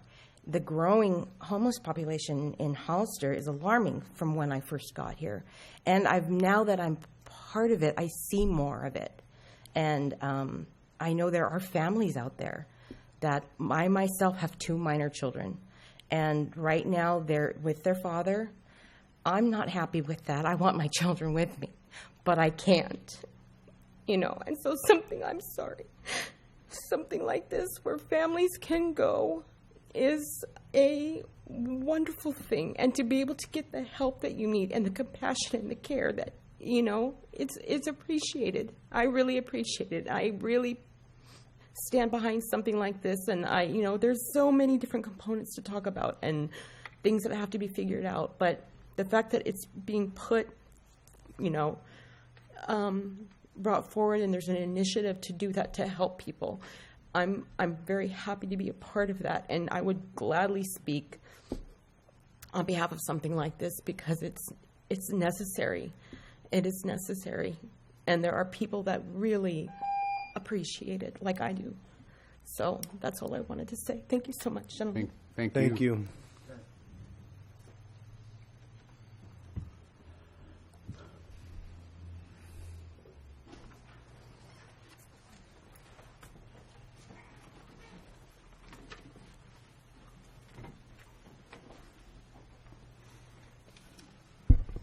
Reyes Bonilla, Community Homeless Solutions Executive Director. Enrique already gave the stats. We've been operating the Resource Center shelter for 1 year now, or a little bit over a year. So first I'd like to thank Enrique. Jim's no longer here. Cindy, who's also present, for being able to work with them and be able to provide the services in San Benito County to people who are homeless or chronically homeless in the county. I did want to mention that we are submitting our HEAP application in Monterey County. We're not submitting one here, but we are happy to hear that as the RFPs will be coming out, that we would like to submit our application. We understand for over 40 years now serving survivors of domestic violence and the homeless, the need for services, supportive services, but more in particular, housing. As you heard the testimony now, we hear hundreds of families or individuals. When you give them an opportunity, you open the door where they can go with that, especially if you have counselors, case managers, and people who can help navigate all the services that are needed for the success. In our agency, we provide 304 beds per night through San Benito County and Monterey County, and we'd like to increase and expand those beds. And so we're submitting applications to do that. We're looking for other resources to be able to do that. But I'd like to say that as part of our agency, we have 5 shelters. We have 4 transitional housing programs, but we need permanent housing.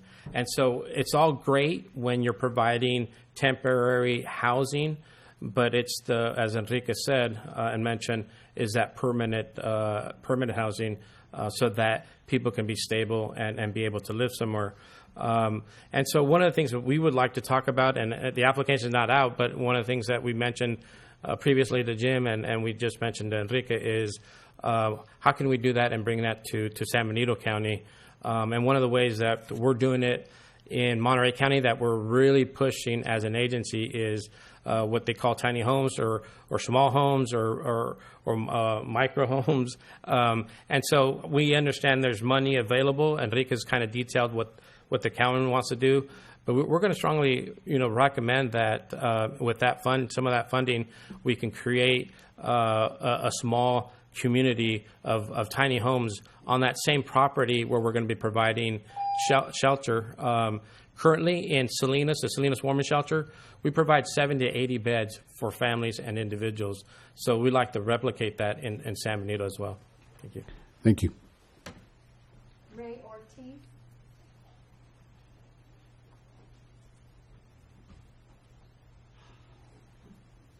Good morning, everybody. I came to Hollister about a year and a half ago. When I came here, I was homeless. I didn't think I was going to get on my feet again, but I strived and I worked very hard. I started working in the cannery, and I got a room and all that. But so the cost of living here in Hollister is so high that, you can't afford a room anymore. $800, $900 a month plus deposit plus lighting bill. It makes it hard for me to get a room and to survive. But found out about the shelter. This is my first time being homeless. And I got to thank Christina and the staff. They're the great people, man. If it wasn't for them for giving us ideas and to where to go and what to do with ourselves, we would be lost here. Because there's, I never seen, like Rachel said, the homeless population, I can't believe it. Before in our days, we used to call the people who were homeless, we used to call them train riders, but I mean, now, man, they're everywhere. I mean, stragglers are everywhere. There's a lot of people everywhere, and it's sad to see them like that, and to see them suffering in the way. I mean, it just really breaks the heart of people. I mean, families are out there, and you only can do so much. But what I'm trying to say, if it wasn't for the beautification program that we're going through right now, I love it. Yeah, I mean, I thought I can help the shelter back and do something, put in my part for saying thank you for giving me the opportunity to stay here and do what you guys are doing for me. Because, you pay rent in a hotel every night. It's going to cost you at least $100 and something. And you know what? That's why I went to the beautification program, and I said, you know what? I got to get back to the county what they're doing for me. And I'll continue doing that if I can, but you can't find a place to live because it's too expensive here. And it's very hard. It isn't that I don't want to leave. My goal is to get out of there maybe by a year, maybe a year and a half. Hopefully, God's willing faith. Only God knows. But I try very hard, and it ain't easy. It ain't easy at all. Work and stuff like that. There's no work around. You got to go, if you want to make good paying money, you got to go San Jose and stuff like that. It's very hard. And thanks to you guys and everybody in the community, everybody's just, I don't know how to say thank you. It's just great. That's all I got to say. Thank you. Thank you. Eric Johnson? It is afternoon. Good afternoon. Eric Johnson. I've been on the board of directors with Community Homeless Solutions for about 10 years now, and homelessness has been a big passion of mine for many, many years. So I wish we had to say or drag you along. You guys are phenomenally proactive and far ahead of actually Monterey County and many other counties that we visit on your whole approach to homelessness. And one nice thing is you've got great leaders like Enrique, and Jim had a real passion for this. Mr. Botello, thank you so much for that. You have a chance to solve homelessness actually in your county because your count is at such that you can actually put solutions together that wipe that out. A lot of counties have trouble doing that, but everyone's struggling to make this work. Throughout California, up in Washington, Oregon, it's a phenomenon up and down the coast because of the cost of living. And I wanted to just speak briefly. One of the key challenges we have is not just simply finding affordable housing, because affordable housing in Monterey County, our latest development was $350,000 a unit to build. That's not affordable to the folks we're serving, certainly, and it's not affordable to most of our working class. And so one of the things that we've been exploring and working towards for the last 4 years, and we've been meeting with 6 other cities over the last 2 weeks, is implementing some of the use of some of these, they call them traditionally tiny home villages, but that connotes a whole lot of things in people's minds. We're really just trying to do micro units that actually fit the size that work really well for people transitioning through those steps of housing up to affordable housing and then ultimately up to different housing. So, and I want to describe one unique partnership, and one of the reasons we wanted to work with Enrique on maybe leasing the sprung structure he's talking about. I visited several of those structures, including one over in Hawaii that's working really well. They're great for navigation centers. They're great for shelters. The tiny home villages provide that permanency and a little bit longer-term housing for people, as well as some independence, particularly for families. We've developed a great partnership with a couple prisons in California that can build these for us. And they can build them through their vocational program with the prisoners. That helps the prisoners not only get the skills they need when they get out of prison to go to work, but also gives us the ability to build those at cost. So it's a very low-cost solution. We can design them however we want. We simply drop off the supplies at the door. They build them in the prison. We pick them up and place them wherever we want. They're transportable. We can put them on pier blocks. We can move them. So if we needed to move the tent or these tiny homes at some point in time, we could pick them up, put them on a lowboy trailer, and move them to a new location. So very portable in terms of kind of our lifestyle of our community these days and some of the portability. We would love to see, for example, that the sprung structure, the lease option chosen, if that's a good direction, they'll actually lease it for 5 or 6 years if you want to go out that far before you have to purchase it, and then use some of that capital to, in fact, invest in some more of those tiny homes that we can house more people. So we think we can impact people, not only 75 in the shelter, but another 10 to 15 in some of the tiny homes if we build more of those. So Thank you you for very much. listening. Again, appreciate all your progressive work in the county. Thanks. Thank you. Bring it back to the board. We have one more speaker. 2 more. 2 more.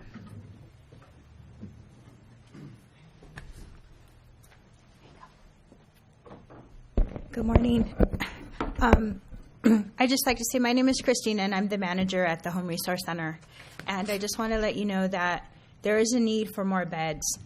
And the reason why is because we're averaging 46 a night. So that only leaves us with 4 beds. And the most need is with our males. We just don't have room for them. We have a wait list right now of 4 people, and we have to turn them away on a daily basis. Supervisor Botello, I did get a call from the San Juan Bautista City Council member. She asked a lot of questions, so I'll be meeting with her in person, talk to her a little bit more about the Resource Center. But we are doing that. We are outreaching. We are going to be at capacity. And that was one of the things I had shared with Enrique a couple months ago was we're going to outgrow this place in a year. And what are we going to do with the people that need help? So this is, to me, is a really great idea, especially when it comes to families. We have many stories, just like Rachel shared today, where we have families that come to the shelter. Their children are left with their parents. They find somewhere to live. They have to come back again.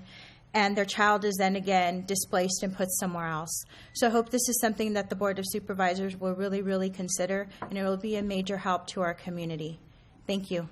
Thank you.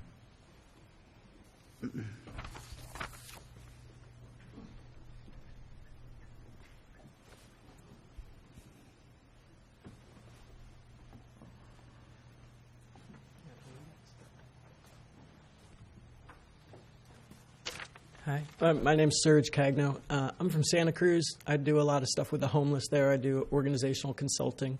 I've partnered with the Sprung Structure, and I represent for those guys. My part, what I bring to the table is how they design the structure for supervision and for organizational and programmatic ideas. In Santa Cruz, we're going to be probably using the HEAP funds for a structure there too. And I've gotten to see the San Francisco the navigation center there. They have a few of them around. Their money making is actually through like Tesla and making something where they build cars and stuff like that. Them doing the shelters is just another use of their structures. San Diego used to put theirs up and take it down during the winter, and now they do it year round. So you can actually build it in a site for a certain number of years. I think San Francisco's, they're putting it in a spot that they know that they're only going to get for 9 months, and they still are going to move it to a different site. For me, you can design it adding a family section and having it split off. You can have a youth section split off. You can design it the way you want to do your programs. To me, it's not just the structure. The structure builds an ability to do services, but it's your provider that does that compassion and that connection with people that actually makes people come off the streets, because there are a lot of people who won't be a part of certain programs just because of how they feel they were treated. So there's a synergy that goes together with your service provider and the structure that makes for the better service. It's just one option. Absolutely, I agree with the idea that you should look at other providers of structures and stuff. But I don't think there are too many that do it as cheaply as this one does. Yeah. Thanks. Thank you. Bring it back. Mr. Chair, I have a couple comments. Bring it back to the board. Appropriate time.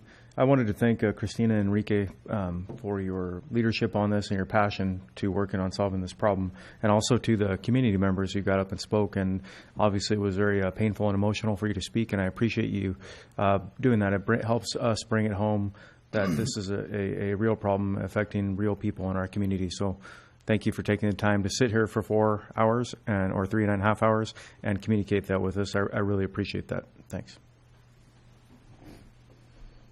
I forgot two quick points that I didn't mention. One is the beautification project. Ray I briefly talked about it. This is a 3-month project where homeless individuals are placed on this project to beautify different community settings. So they've been primarily working at Chamberlain's and also at the San Benito County Migrant Center. And as I drove to the Migrant Center, you could tell they're doing a really good job. So that's the beautification project. So there's a team member, I believe 4 or 5 or 6 individuals. They're doing a great job. And the second thing is we did open the winter shelter program for homeless families. We've housed 22 families so far. Total of about approximately 80 households. So I wanted also to share that with you. Thank you. What's the wish of the board? I'll make a motion to direct the intern HHSA director to pursue homeless emergency aid funding HEAP in partnership with local community-based organizations and allow HHSA to pursue discussions with partners and with prospective locations to determine feasibility for our homeless navigation center. Second, Mr. Chairman. All in favor? Aye. 5-0. Thank you very much.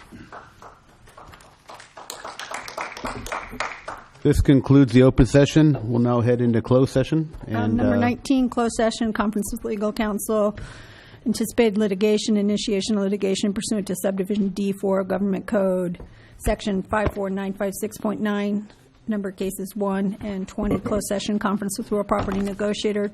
Property is located at 3239 Southside Road, 020-320-031, Hollister, California. Agency negotiators John Gurton, Adam Goldstone, Ray Espinoza, Enrique Areola, Barbara Thompson, and Irma Valencia. Negotiating parties, Farm Labor Association, Pat Wirtz, President.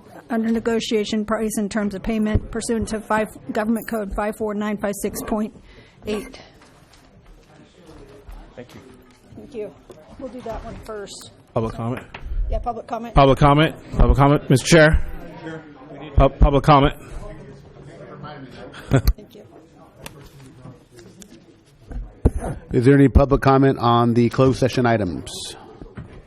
See none, we'll head to closed session.